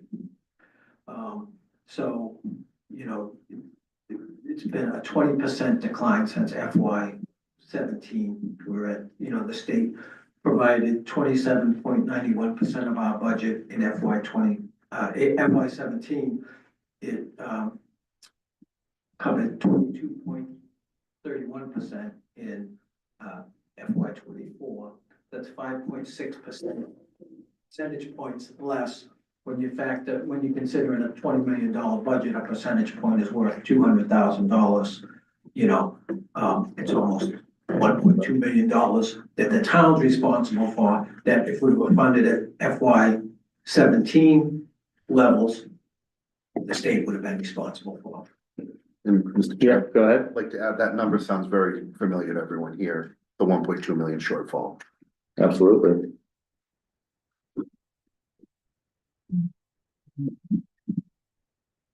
And this is just, you know, kind of spells it out in graphic form. Since 2017, our budget has increased, for the schools has increased at about 4% yearly. The state's increase in funding to Millis schools has increased by less than 1% a year. And so the town's contribution has grown by 5.3%. Each year. The town is contributing more and more, the state is contributing less and less. Oops, sorry. And then in Millis, we rely a lot on our revolving accounts and grant funding to help support our budget, to offset some of our costs. And you can see in the amount of people expenditure in FY23 that came from our operating fund was $17,075, about $2,000 per pupil was coming out of grants and revolving funds and so on and so forth. And you can see that among our neighboring districts, Millis was the fourth highest when it came to percentage of budget offset, paid by offsets. You know, so we've always been able to use things like choice to help offset our operating budget. But as we saw earlier, the choice numbers are dwindling, and so is the money we're receiving from the state for those choice students. In FY21 and FY22, we were receiving over $500,000 in choice money from the state. In FY26, the projection is we're going to be receiving $244,000. That's a significant decrease. So for our FY25 budget, we were able to offset $419,000 in salaries from choice. So we paid for $419,000 worth of salaries in choice. This year, our offset is only $191,000. So it's significant, and they're not positioned because say, well, we don't have choice, we can't afford to have those teachers. We still have to have the teachers, so we have to fold that into the operating budget. And this is kind of our biggest issue with the FY26 budget. The grants and revolving funds that we have used to offset operating budget have been depleted or no longer exist. So, and the big one is choice, as I just mentioned. Then we had the SOA grant, which was a grant that paid for the salary of a special education teacher and part of an EL teacher. That grant expires this year. And so we saw the the numbers, we can't say, well, we're not gonna use an EL teacher or a special education teacher. Our numbers are increasing in those areas. We're mandated to have those services. So again, $149,000 worth of salary going from a grant into our operating budget. Transportation, some salaries that we paid for out of transportation, we can't use, we don't have as much money in the transportation funds, so we've had to cut the number of salaries coming out of transportation. And then the host community impact funds, the marijuana funds, we've seen those decline year over year. And again, these are positions that we can't say, well, we don't need that. We need these positions, and so we've moved them from an offset into our operating budget. That's $480,000 worth of salaries that last year we were able to cover in grants and revolving. This year we've had to put in our operating budget, and obviously that's gonna have an impact on our final number. Kathy, do you have a question regarding grants? I do. Thank you. I went to this seminar last year, and up until the last minute, the governor can revoke grants even if they're given. And I want to know, are you current on receiving what's due? Yes. Mr. Chair. Go ahead, sir. Just kind of along those lines too. So the grants that, you can obtain are solely state grants. But I'm wondering how much of that comes from federal grants, and then with the whole dismantling of the Department of Education, I'm just wondering going forward if you would even be able to, I guess, kind of project if you get any new grants or additional grants coming down the pipeline for maybe 26, 27, and how that, you guys are thinking how that may affect you going forward. Yeah, we're not assuming any new grants or anything like that. We are assuming about what we've received in entitlement grants over the last, however many years. We're assuming that, and it's an assumption we're making. But, to do otherwise would be, even more devastating. Probably catastrophic. Yeah, and right now, things seem to change day by day, so we're kind of just watching it all unfold. But an assumption in our budget is we're gonna receive about the same as we've received for the last several years in our federal grants. Mr. Chair? Yep. Could I ask the superintendent to remind me what HCA marijuana funds are given to the school? Sure, so last year, the $81,000 was paid for the salary of an adjustment counselor in our middle school SEL program, social emotional learning program.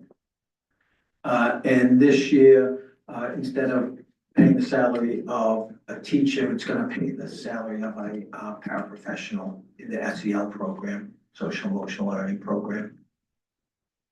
What's SEL mean? Social emotional learning. Why, I don't know that. They didn't have. A lot of acronyms. But again, essential. And so you'd have to make those cuts. Oh, speak in the mic. Sorry, so you'd have to keep these positions because they're required, and you'd have to make the cuts again in a different part, like English, math, something, Right, right, because, these are mandated. right? And I know, you're focusing on the fiscal year ahead of you, but the HCA funds running out, those will be depleted and Right. absorbed or not into the Yes. operating budget. Yes. So, and again, the bottom line, $480,000 worth of salaries shifting from offsets to our operating budget. And then just, to speak to some of those grants, this is just what we're receiving this year, and this is, about what we're assuming in our FY 26 budget. The IDEA Act,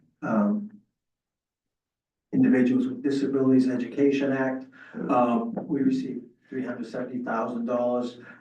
That some grants you can use to fund salaries, others you cannot. Some you can use some of it for salary. There's different parameters with each grant. So just, for your information, this year we funded 9 paraprofessionals from the IDEA grant. The early childhood grant, paid for part of the salary of a paraprofessional in the pre-K program. Special ed programming, you can't use that for salary. The Title I grant, we use that for part of a teacher and part of a para salary. Same thing with the Title II grant, part of a teacher. Title IV, you can't use on salary. So again, we received about $460,000 in federal grants for this past year and pretty much in line with where it's been. Go ahead, Joyce. Thank you. I understand these are the federal grants.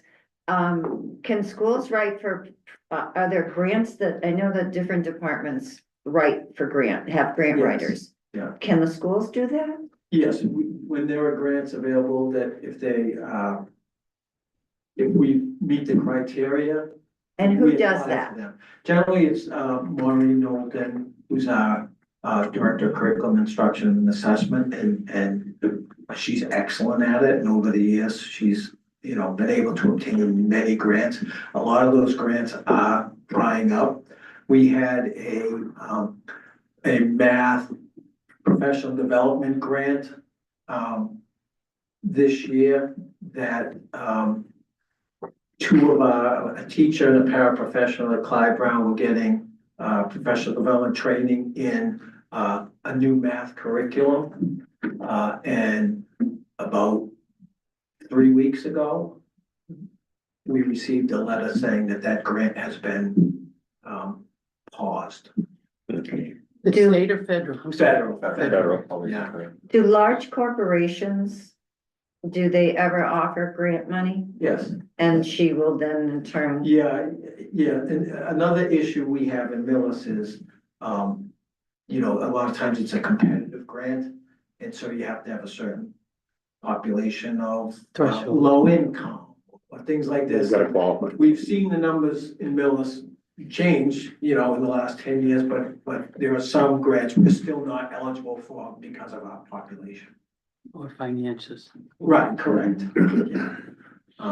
But the number of grants that are available now are not the same as what they were 5 years ago.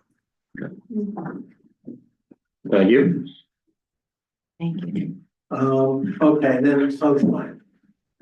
And getting to the FY 26 budget. What we're, request, is, really not even level service because there are things that we're, expenses we're cutting and so forth, but a level staff budget, we're requesting $21,228,854. $17.2 million is salaries.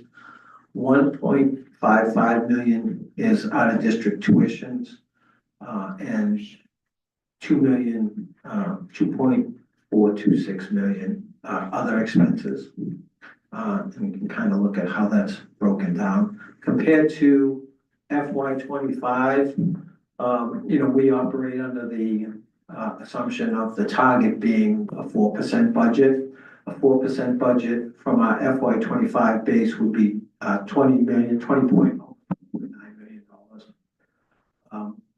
When we combine our salaries with our out-of-district tuitions, and again, just as a reminder, that $1.55 million in out-of-district tuitions, that number is actually higher, but we receive reimbursement from circuit breaker, and we have $719,000 that we're offsetting that total by.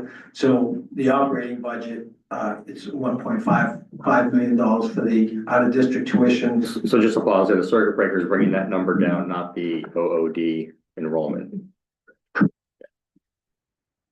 And, Yeah, please. Or a combination of both, right? Good point. right, Yeah, yes, yeah. yeah. And, You know which. difference. Yeah, we're spending, well, the number itself is brought down by the circuit breaker, but the total of tuitions is less this year than last year. So they've come down by students. We're we're actually, our tuitions are $300,000 lower than they were last year, which is great news. However, that's offset by other expenses rising, to $2.4 million, and these other expenses include, a lot of, contracted services that we've had to pay for this year because we didn't have staffing to cover mandated expenses. So for example, we have students who have registered behavior technicians on their IEP. That's a specialized paraprofessional who takes data on behavior and works with the board certified behavior analyst, the BCBA, when kids have needs with behavior. It's a specialized paraprofessional, and we've had several of those positions that we haven't been able to fill, several RBT positions that we haven't been able to fill. And so those services are mandated, we have to provide them, so we have to contract out. And that's at a much greater cost than if we had an RBT on our payroll. So that's really hit us hard this year and looks to hit us hard next year. And then that brings us to our total ask of $21,228,854, which is $330,000 above our 4% target. And just a few notes there, as we talked about, $480,000 in salaries moved from grant revolving to operational. Had we been able to keep those monies coming from grants and revolving, the salaries would have been a 3.3 increase, and the total budget ask would have been a 3.25% increase. But unfortunately, we had to roll those $480,000 into our operating budget, and that's why our ask is at 5.64%. Okay. And then, just expenses, if we just count out of district tuitions as expenditures, we see, we combine them, it's a 3% increase in expenditures.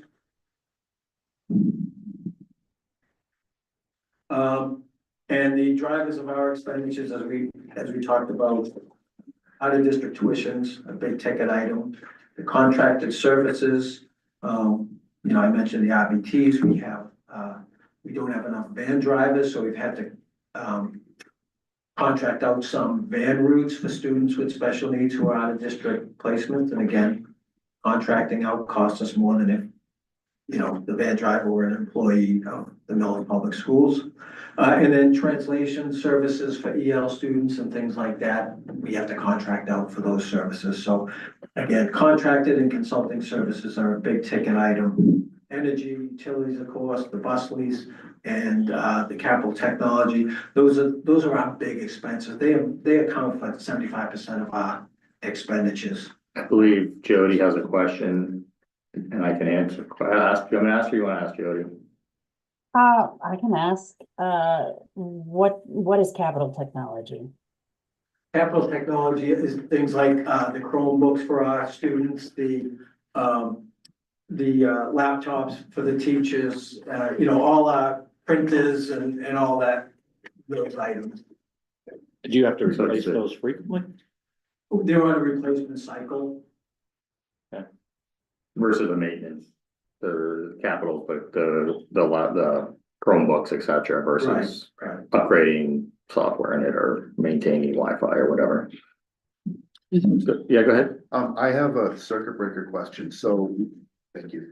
The out-of-district tuition went down $300,000. That's going to impact our circuit breaker reimbursement fund for next fiscal year, correct? Yeah, That'll we'll enter into the get less, calculation. yeah, We'll get it's a less year in arrears, next we'll year. get less. Okay, Yeah. just, Right. it's great it went down, but. Exactly, Right. yeah, we still like to see it go down. 'Cause Sure. we only get 75% off of that. Just But looking yeah, ahead. but it's money that, correct, yes. Okay, thank you. Mr. Chair, Yeah, go ahead. I understood that you privatized the van driving does the school have extra vans now that aren't being used? We've just purchased some vans, so hopefully we can get some drivers in those vans, and that would take care of some of those contracted services. That's our goal. And then if that doesn't happen, then the vans just sit? Yeah. So, and, you know, we're optimistic that we can find drivers. We have, you know, we're Is advertising. there an online application? Yes. You got a billboard out on the 109 there, don't you? Yeah, it's, Yeah, Send it out and use it. Anyone out there that wants to drive a This poor van? fellow. Joyce does.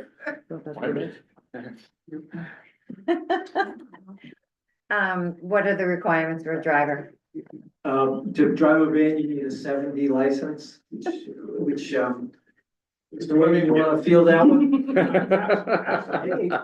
Advertise. You need a clean driving record. We Oh, will forget train. it. We have two excellent trainers on staff. We will train you for a 7D license. We will also train for a CDL bus driver license. Wow. What's a Okay, clean, what do and- you mean by clean? You can't do it. You can't. No accidents. The drug. No test, too. accidents, No accidents. no arrests. Ever? No accidents. Last few years. And to drive the van, it's a 7D license. That's a much easier of the two licenses to get.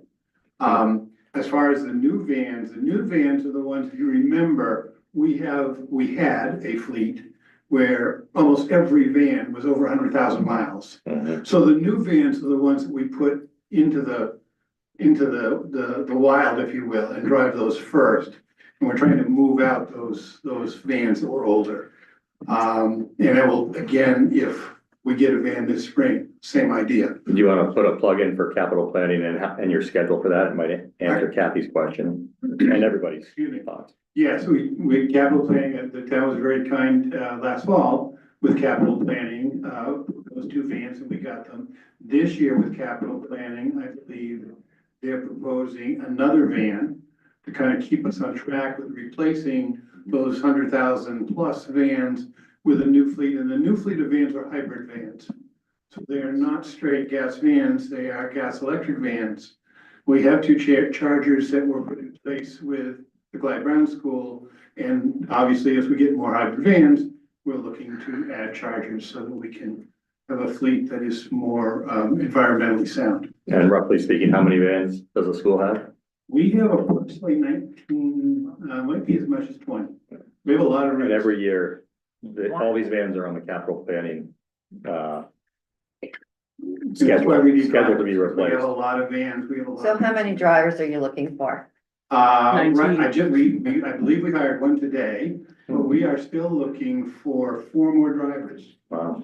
So we have openings. And how many hours a week?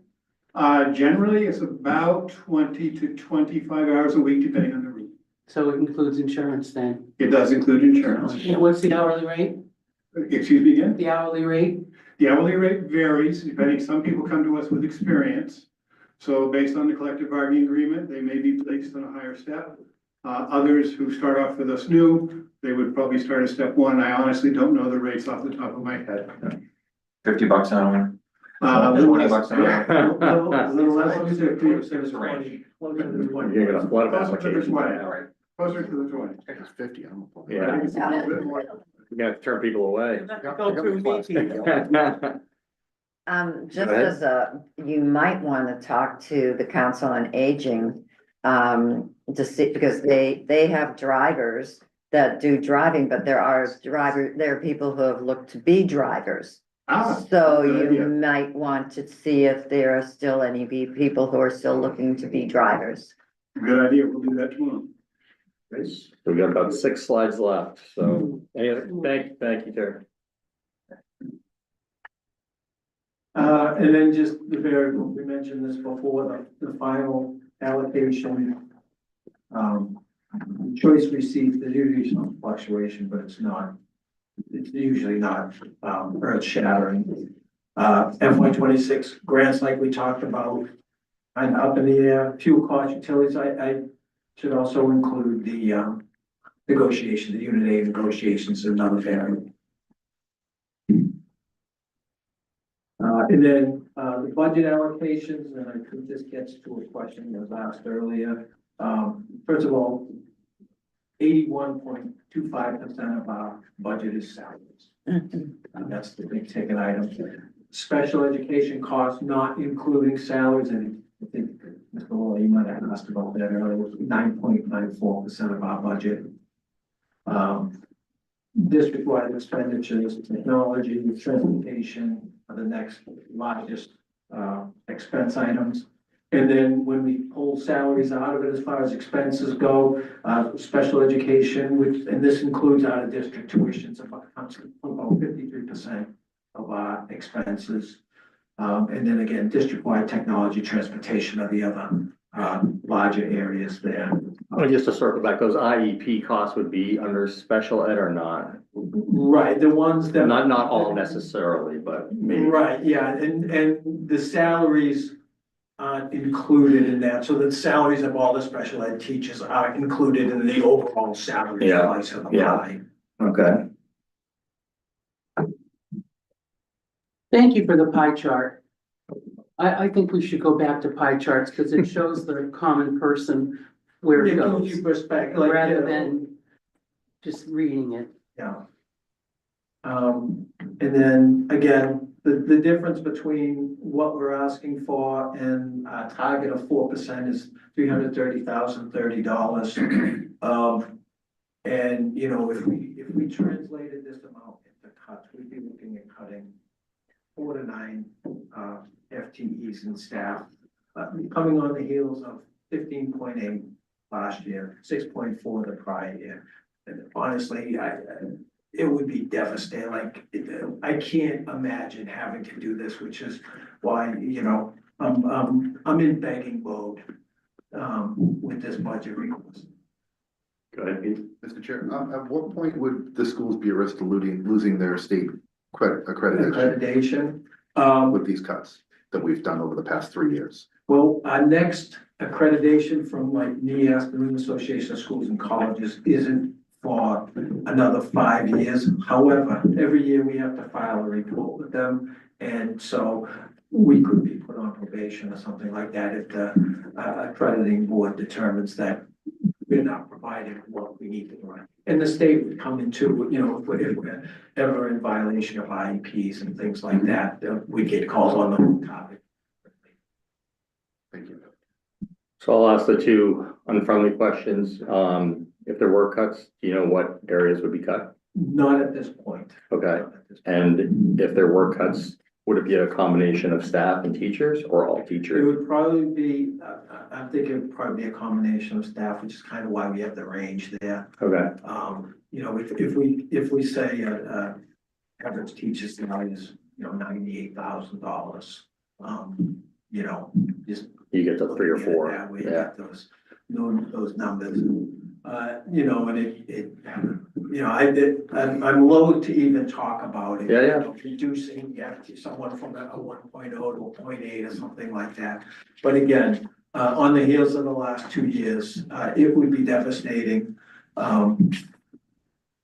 You know, it's been devastating already, you know, to be honest.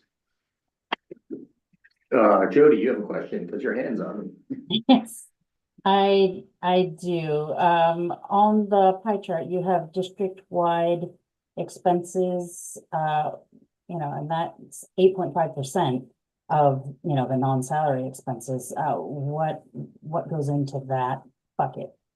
So those expenses can include everything from, you know, supplies for the district offices and the district programs, the directors of student affairs, the director of student support services, business finance, superintendent's office, all those expenses relative to our transition program. So, you know, there's a wide range of things that go into that. Mr. Chair, Hang on, does that answer your question, Jody? Yes, although I mean, it's considering it's 8.5% of the non-salary expenses, I think it would be helpful to understand, you know, kind of see that breakdown a little bit more granularly. You know, because Oftentimes I hear the complaint that, you know, there's too many chiefs, not enough Indians, and people will point to that section of the pie and say, see right there. So if we have that in more detail, then it's helpful to kind of explain, these are all the things that make up kind of that section of the budget. Yeah, we can provide that information and it is, you know, those are not salaries in there, in that, slice of the pie. Those are expenses, not salaries. But we can get that. Get a list of those, that'd be Yeah, great. We can get that breakdown for you. Terry, go ahead. Thank you. Thanks, Jody. A couple of things that just, big items that are in central district wide. For example, the bus lease is gonna be in there. We pay, a sum of money, approximately half the cost of Munis. So that's gonna show up in there. There's things like that that are involved in those central district wide expenses. So there are some relatively big ticket items that go into that figure. But big expenses, for functionality of the school. Right. Yeah. Mr. Chair. Go ahead, Kathy. Making those. There was discussion that the Millis DPW would take over the fields, including the school fields. How would that affect your budget with your personnel, or maybe you haven't heard this yet, or? I've heard about, but I haven't had any, Okay. you know, formal meetings. You know, I know there would be some challenges with that, you know, different, bargaining units and things like that. So I really don't think I can answer that. Mhm. Yes. And also, the same, you and I had a discussion with the HR that the town's proposing to be for the schools and the town. And, just how would that affect your personnel would be something, if it's on the, I believe it's for town meeting this spring, about an HR department to sort of expand it. So, Right. I'd just be interested to hear how something like that would affect Mr. Chair, your budget. Go, Mr. McKinney. Mike Kaczynski, go ahead. thank you. So just to touch upon that a little bit, I think we've had some discussions about that, about how the HR positions would work. I think we're looking at having the entire HR department possibly not being within the school budget. There would be a full-time person at the school from the human resource department, but they would be within the human resources department. So I can certainly plan on talking about that in more detail next Wednesday. I think we're on your agenda next Wednesday to talk about those other budgets. So we'll get into that in detail then. But I think the short answer here is it doesn't have any direct impact on the budgets that the superintendent presented tonight. Perfect. Go ahead, Pete. Would you care to characterize how your presentation to the select board went? And again, I'm not asking to put words in their mouth, but you know, were they receptive? Is there any discussion? And I can look it up on the video, but I'm just looking for a quick On the budget, on the budget. we haven't. You haven't presented presented, to the okay. select All right. board. Good luck. We just- We're first in line? We were first in line. Yeah, we had the hearing at the school committee meeting last week. Right. And then, yeah, the rest, second start. We're special. When is it? Gotcha. Say it again? When is it? Next week? Is it Monday? Probably Monday. I don't know. We don't have one scheduled Um, yet. so. Mr. Go ahead, Chairman, Mike. Yep. it's not usual that the school budget comes formally before the board at a particular time. I think there'll probably be a meeting in early April to look at the entire budget, including the school budget, and that's probably when this will be discussed. I think the school's budget is in this level of detail is usually given primarily to the finance committee. Gotcha. So, town administrator, so, when that occurs and those conversations occur, select board will discuss the 330,000 shortfall and how to fund it? Or where to Yeah, fund it, it'll is be- that correct? Yes, that'll be part of the broader budget discussion when the board has that. The board's next meeting isn't until March 31st. So that's the earliest that could happen at this point. Mr. Chair, Go ahead. far be it for me to tell the select board how to do their business. I find it odd that they don't have a standalone meeting to discuss a $21 million budget. I would agree. Before us, before. And in fact, Yeah, well, and on what, February 3rd or whatever, February 3rd, all departments though did present to the I think select the board. select board has been ongoing with discussions. I don't think any of this is a surprise to them. Well, Mr. Chairman, just for a little clarification there, Please do. the school department does not report to the select board, and they do not go through the select board on the budget process. They do have discussions with them. But all the other departments that come before the select board are actually departments, for the most part, are under the jurisdiction of the select board. So, and the school's budget has a little bit of a different timeline. So that's the other. Yeah. thank you. Makes no difference to my opinion. They should present. So the finance committee is setting the budget? No. We either recommend or not recommend. We don't set it. We don't establish it. That's for the school board. The to do. select board, Mr. Chair, approved the warrant on Monday but not this. The select board does not decide what budget goes before a town meeting for the school. They determine what they're going to recommend. If the school department has a budget that is beyond what they're willing to support, that'll be part of their recommendation on the town meeting floor. But Mr. Mulaney and I have had a number of meetings. We meet on a regular basis. We're going to be meeting again next week. And so the communication's ongoing. It's just been more so through the administration than directly from board to board. But I do expect that the select board will be discussing this at their next meeting. I will talk with the chair to see if they want representatives of the school committee to come into that meeting. So that'll be, Mike, that'll be under Article 3 for the fiscal year 26 operating budget, correct? That's correct. Yeah. Any final questions? Mike's giving out. So again, just the next steps.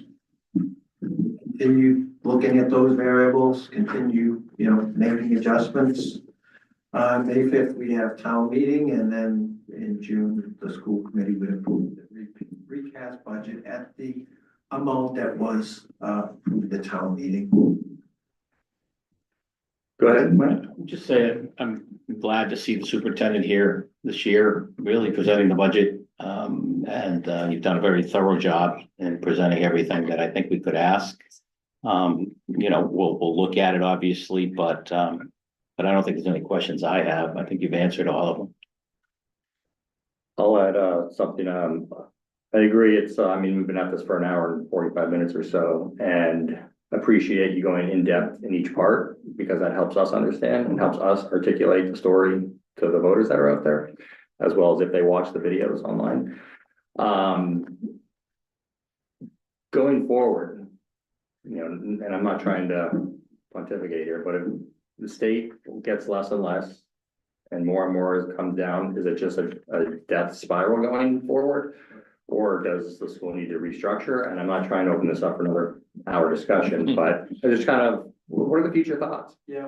Because I'm sorry to interrupt, but it's not just Millis, right? It's every town in Massachusetts that's going through this, or not every town, but just about every town. But I'd love to hear kind of what your thoughts are. So in the very near future, next Monday, the joint Ways and Means Committee to the General Court is holding a hearing at UMass Amherst at 11 o'clock to discuss municipal funding and school funding in Chapter 70.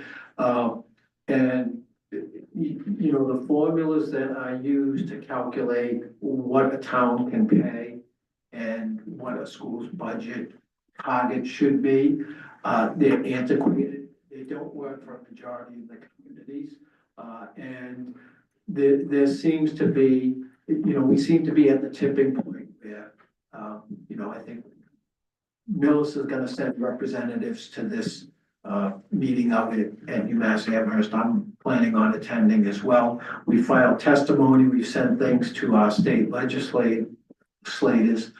Other towns are doing the same thing. Yeah. So I'm hoping this meeting Monday draws a huge crowd of people from all over the Commonwealth, because the formulas we use for education in the Commonwealth certainly do not help Millis, and they certainly don't help the majority of school districts in the Commonwealth and the majority of students, because there's 232 school districts that receive minimum aid out of 351 towns.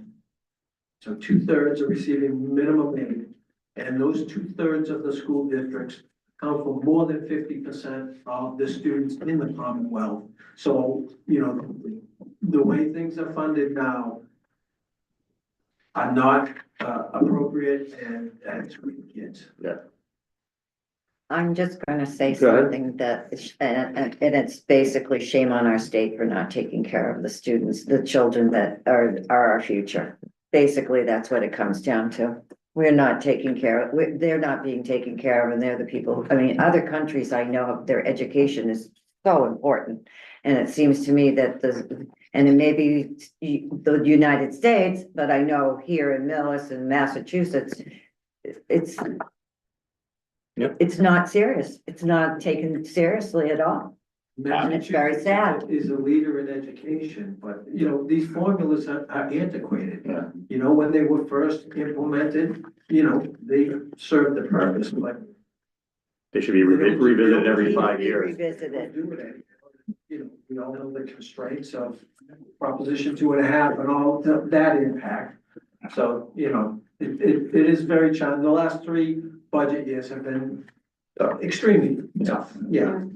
Mike, do you have a final thought? Yeah, I, you know, with the, if it does come to play, the elimination of the Federal Department of Education. That was formed, with really to implement the No Child Left Behind Act. And if we're no longer looking at any federal involvement in education in the United States, then that can't be a good thing. And that's not gonna help the states, it's not gonna help anybody, so if you do talk to your legislatures, consider that.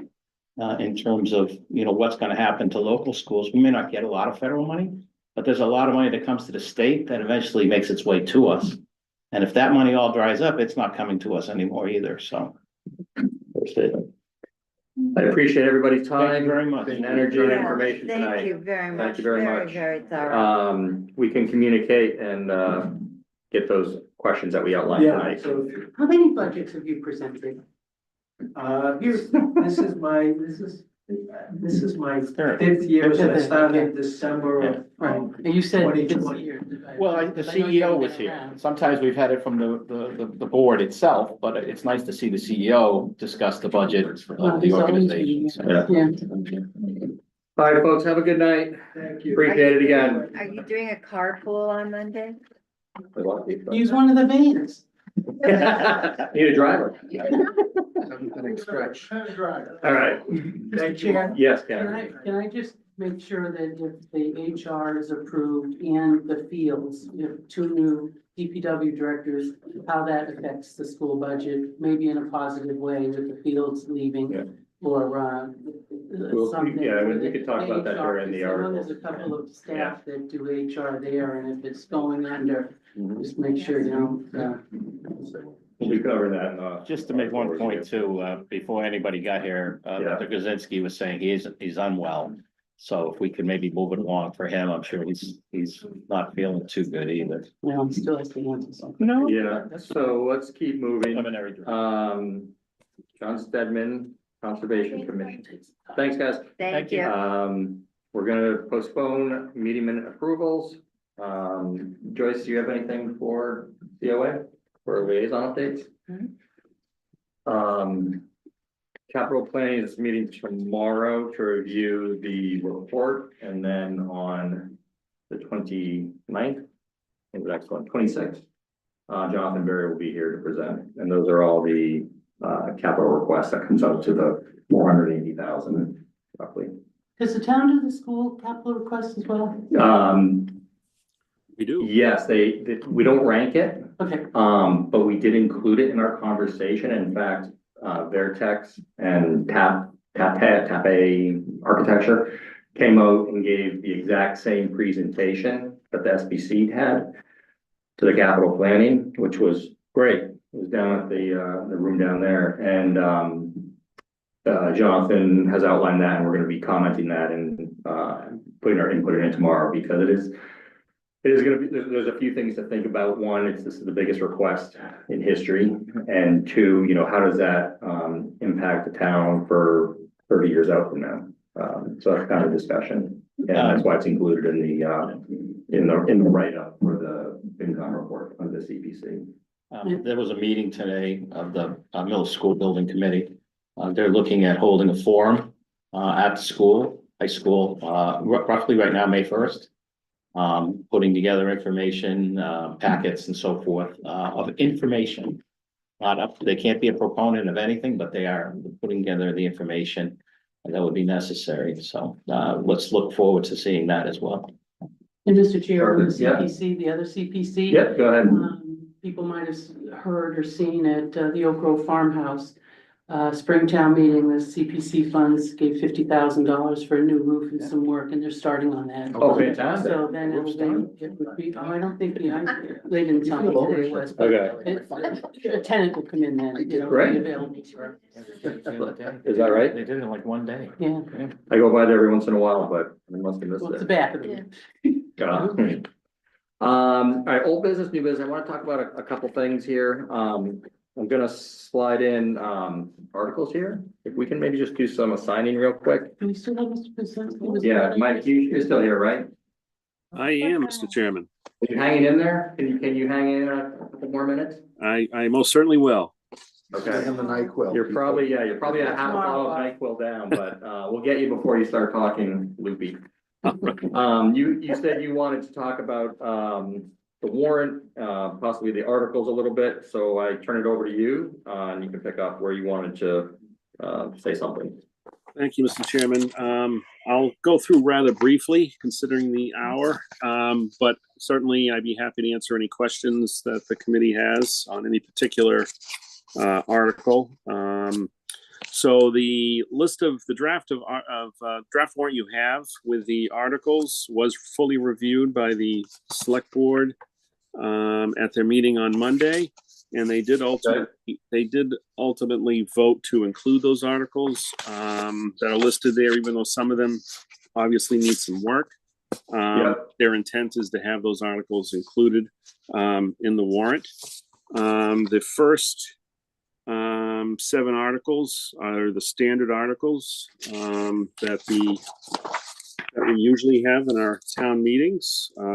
We've got unpaid bills, additional wages and expenses for FY25, the FY26 operating budget, the sewer, water, and stormwater enterprise funds, and the consent agenda, which includes any amendments to the personnel plan, Board of Health appointing authority, revolving funds, and the community preservation fund. So I don't know if there's any questions on those first 7 articles. Yeah, go ahead. Kathy has a Mr. question. Chair, I have a question on the consent agenda.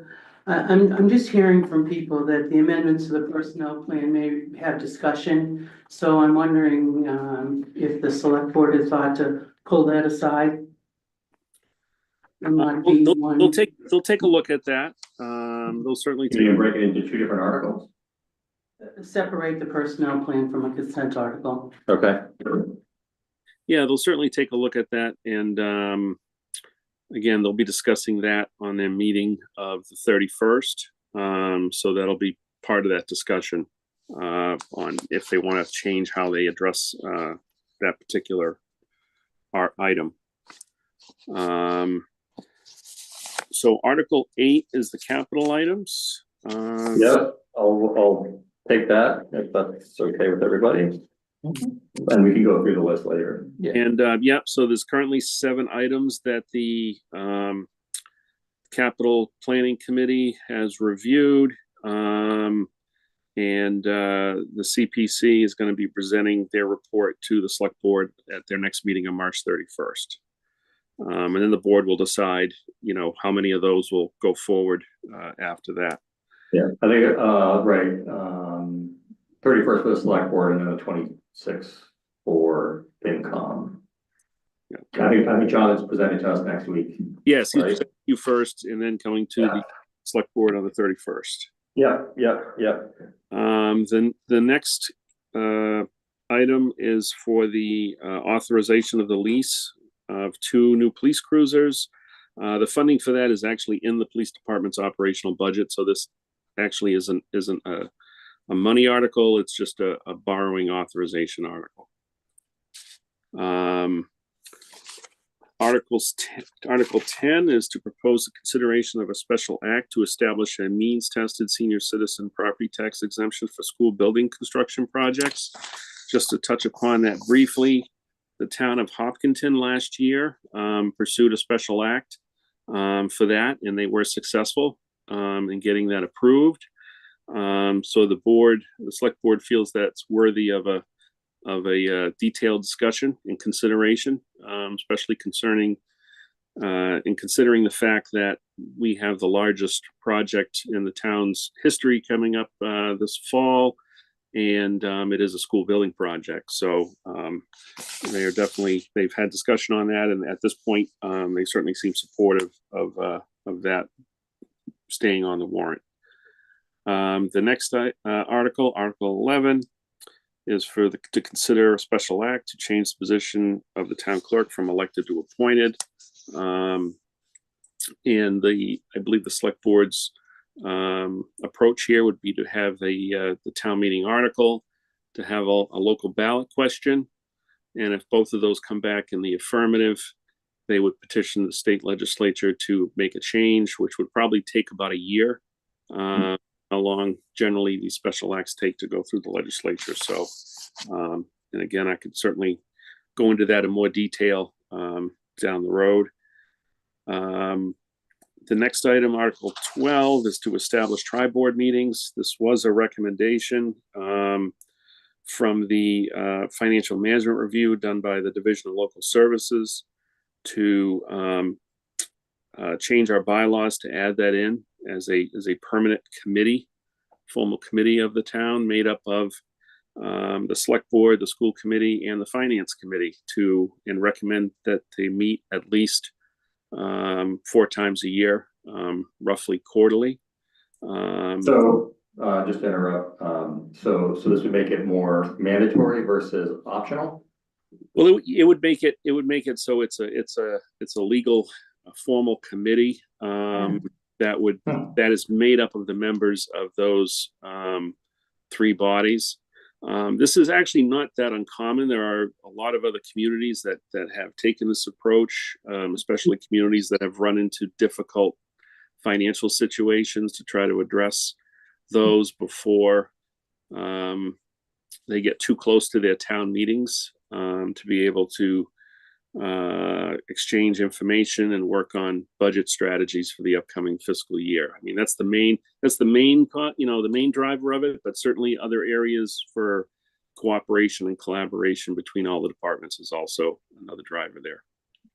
We can talk more about that as we do our research. Yes. Article 13 was a request from the chief of police. This really has come out of post. A lot of towns that have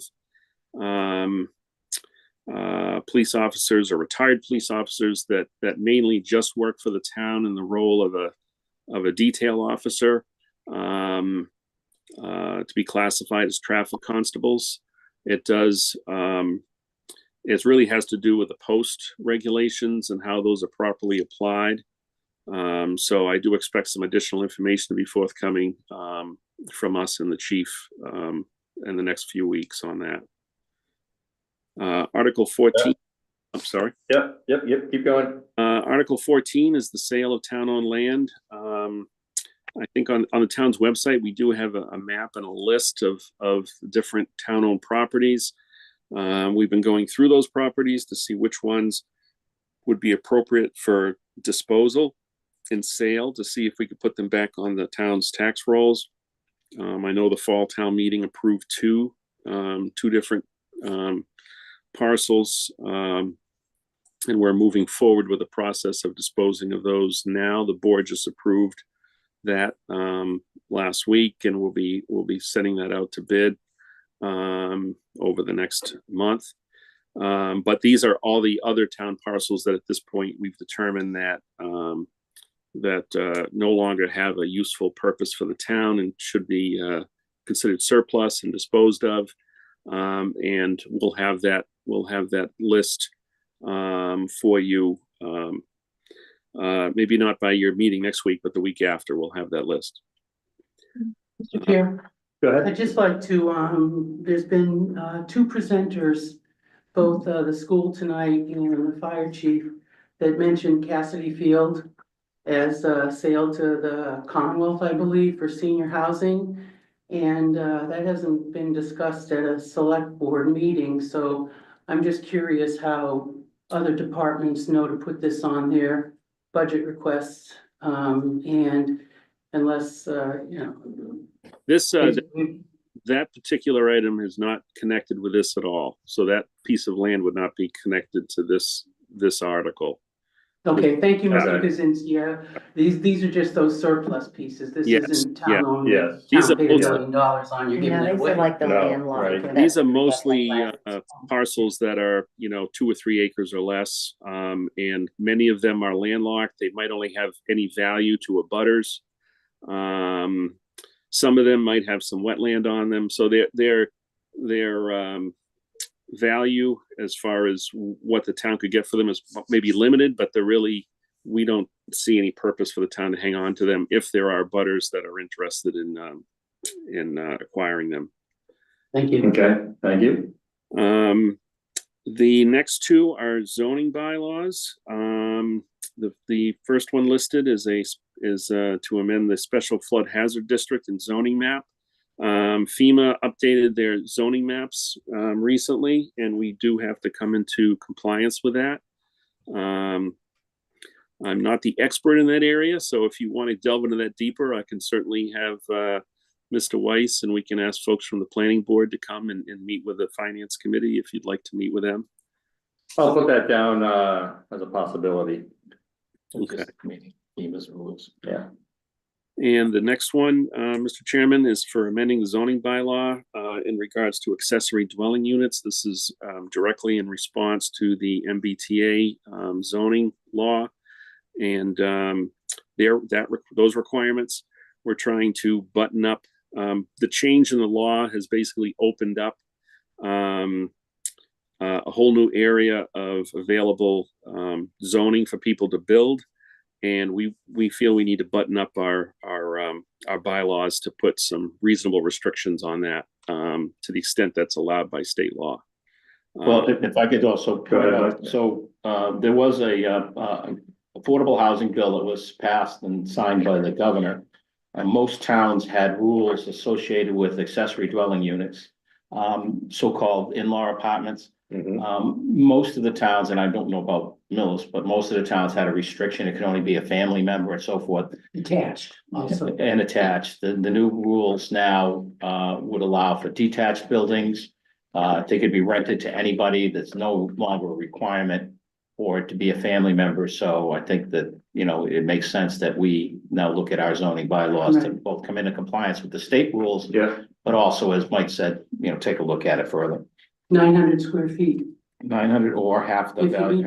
you meet sideline and rear line, you can put that up in your Or property. or half the That's what keeps size. in-laws happy, 900 square feet. Not in-laws, anyway. Anyway, Anyone at that point, yeah. Yeah. And it's up to the building inspector or the ZBA if you want to put more than one on. gotcha. Right. Continue, Mud, thank you. Thank you. So the next item is reacceptance of post-employment benefits fund. I think this was a recommendation given to us by our auditors. And we'll definitely have more details on that, on final language of that coming down the road. I'll need to have some further discussion with the finance director and a few other folks to, in order to fully go over that with the committee. The next 4 are pretty much our funds, our different funds that we that we utilize to manage different costs and funds in the town. The first one, the unemployment insurance fund. I don't think we've had a lot of claims too recently, but obviously the school did have some layoffs, and we are going to be asking for an amount of money be transferred to that fund. And again, the exact amount we'll have shortly. The next one, the Chapter 41, Section 111F, Injury Leave Indemnity Fund. That's primarily for police and firefighters. Again, we're reviewing that, and we'll have a recommended number shortly. The OPEB fund, we do, I think, annually try to put at least $50,000 into that fund. So we'll be looking at putting some funds there. And then the stabilization fund, that's our standard end of warrant article to put whatever revenues remaining into that line item. And we do want to keep that solidly over 5%. And you know, as our budget grows, we have to increase that on a regular basis. Question? Yeah, go ahead, Kathy. Mr. Kaczynski, on the OPEB, is the town current on what it owes every year, at least? No, I mean, do you mean that what they recommend for full funding within? No, not full funding, just whatever yearly is required. There's actually nothing legally required. What we've been informed by our auditors is that they really do like to see some infusion of funds into that every year.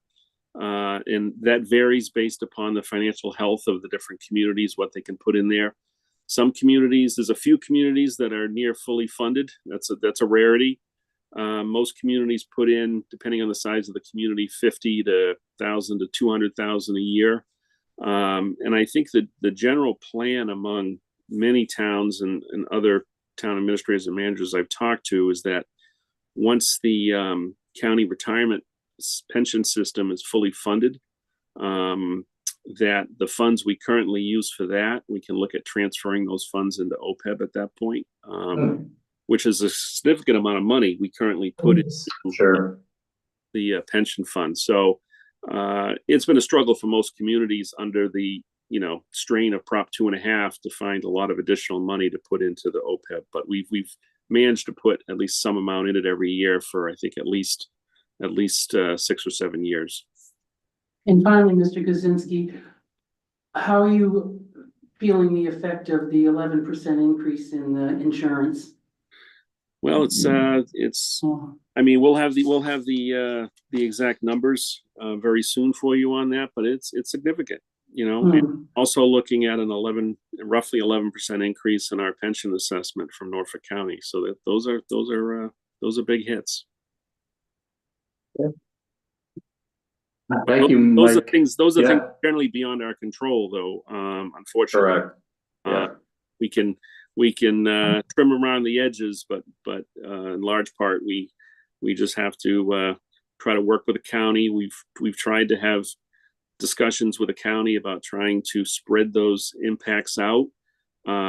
We've had limited success with that, but the effort's been made, and we're going to continue to be working with the county retirement system to be cognizant of the fact that their decisions have real world implications in towns that have limited budgets. Great. Right. On the town side and personal side. Yeah. Anyone have any final questions for Mike so he can Go take some more night. sail off to Never Thank you for hanging in there, Mike. Yeah, thank you. Yeah. All right. Feel Well, thank you all. better. Thank I you. wanted to see how tough you were by holding on after the school presentation. You passed the test. All right. Have a good night, all. All right, thank you. Thanks, Mike. Thanks. Oh, poor guy. All right, last item. I know we're on fumes. Did everybody see on the Millis website and what Bob alluded to on Monday, March 24th, the Ways and Means Committee? So I started drafting a letter. He had a good idea. Well, a good idea. Good. Don't worry about it. I mean, take credit. I know I can't.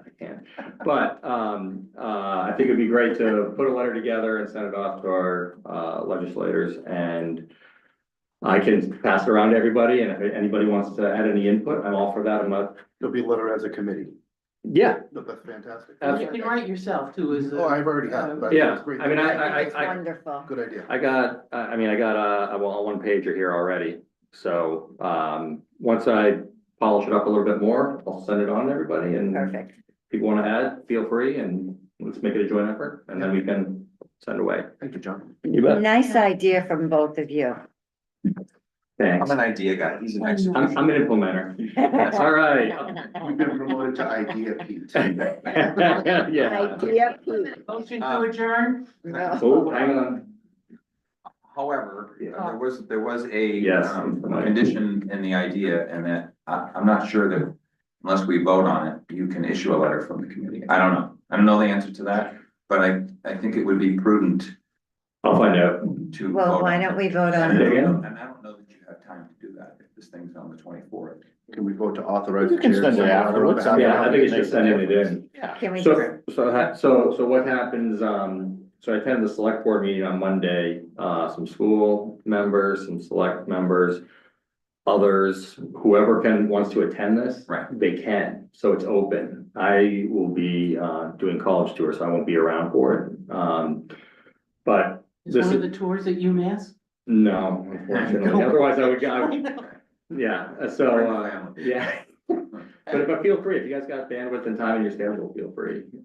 They make it convenient location, don't they? But I think, letters, attending, having administrators attend this, hopefully we'll get more money than we're getting now, but we'll do So it. can we vote tonight to approve the writing of a letter?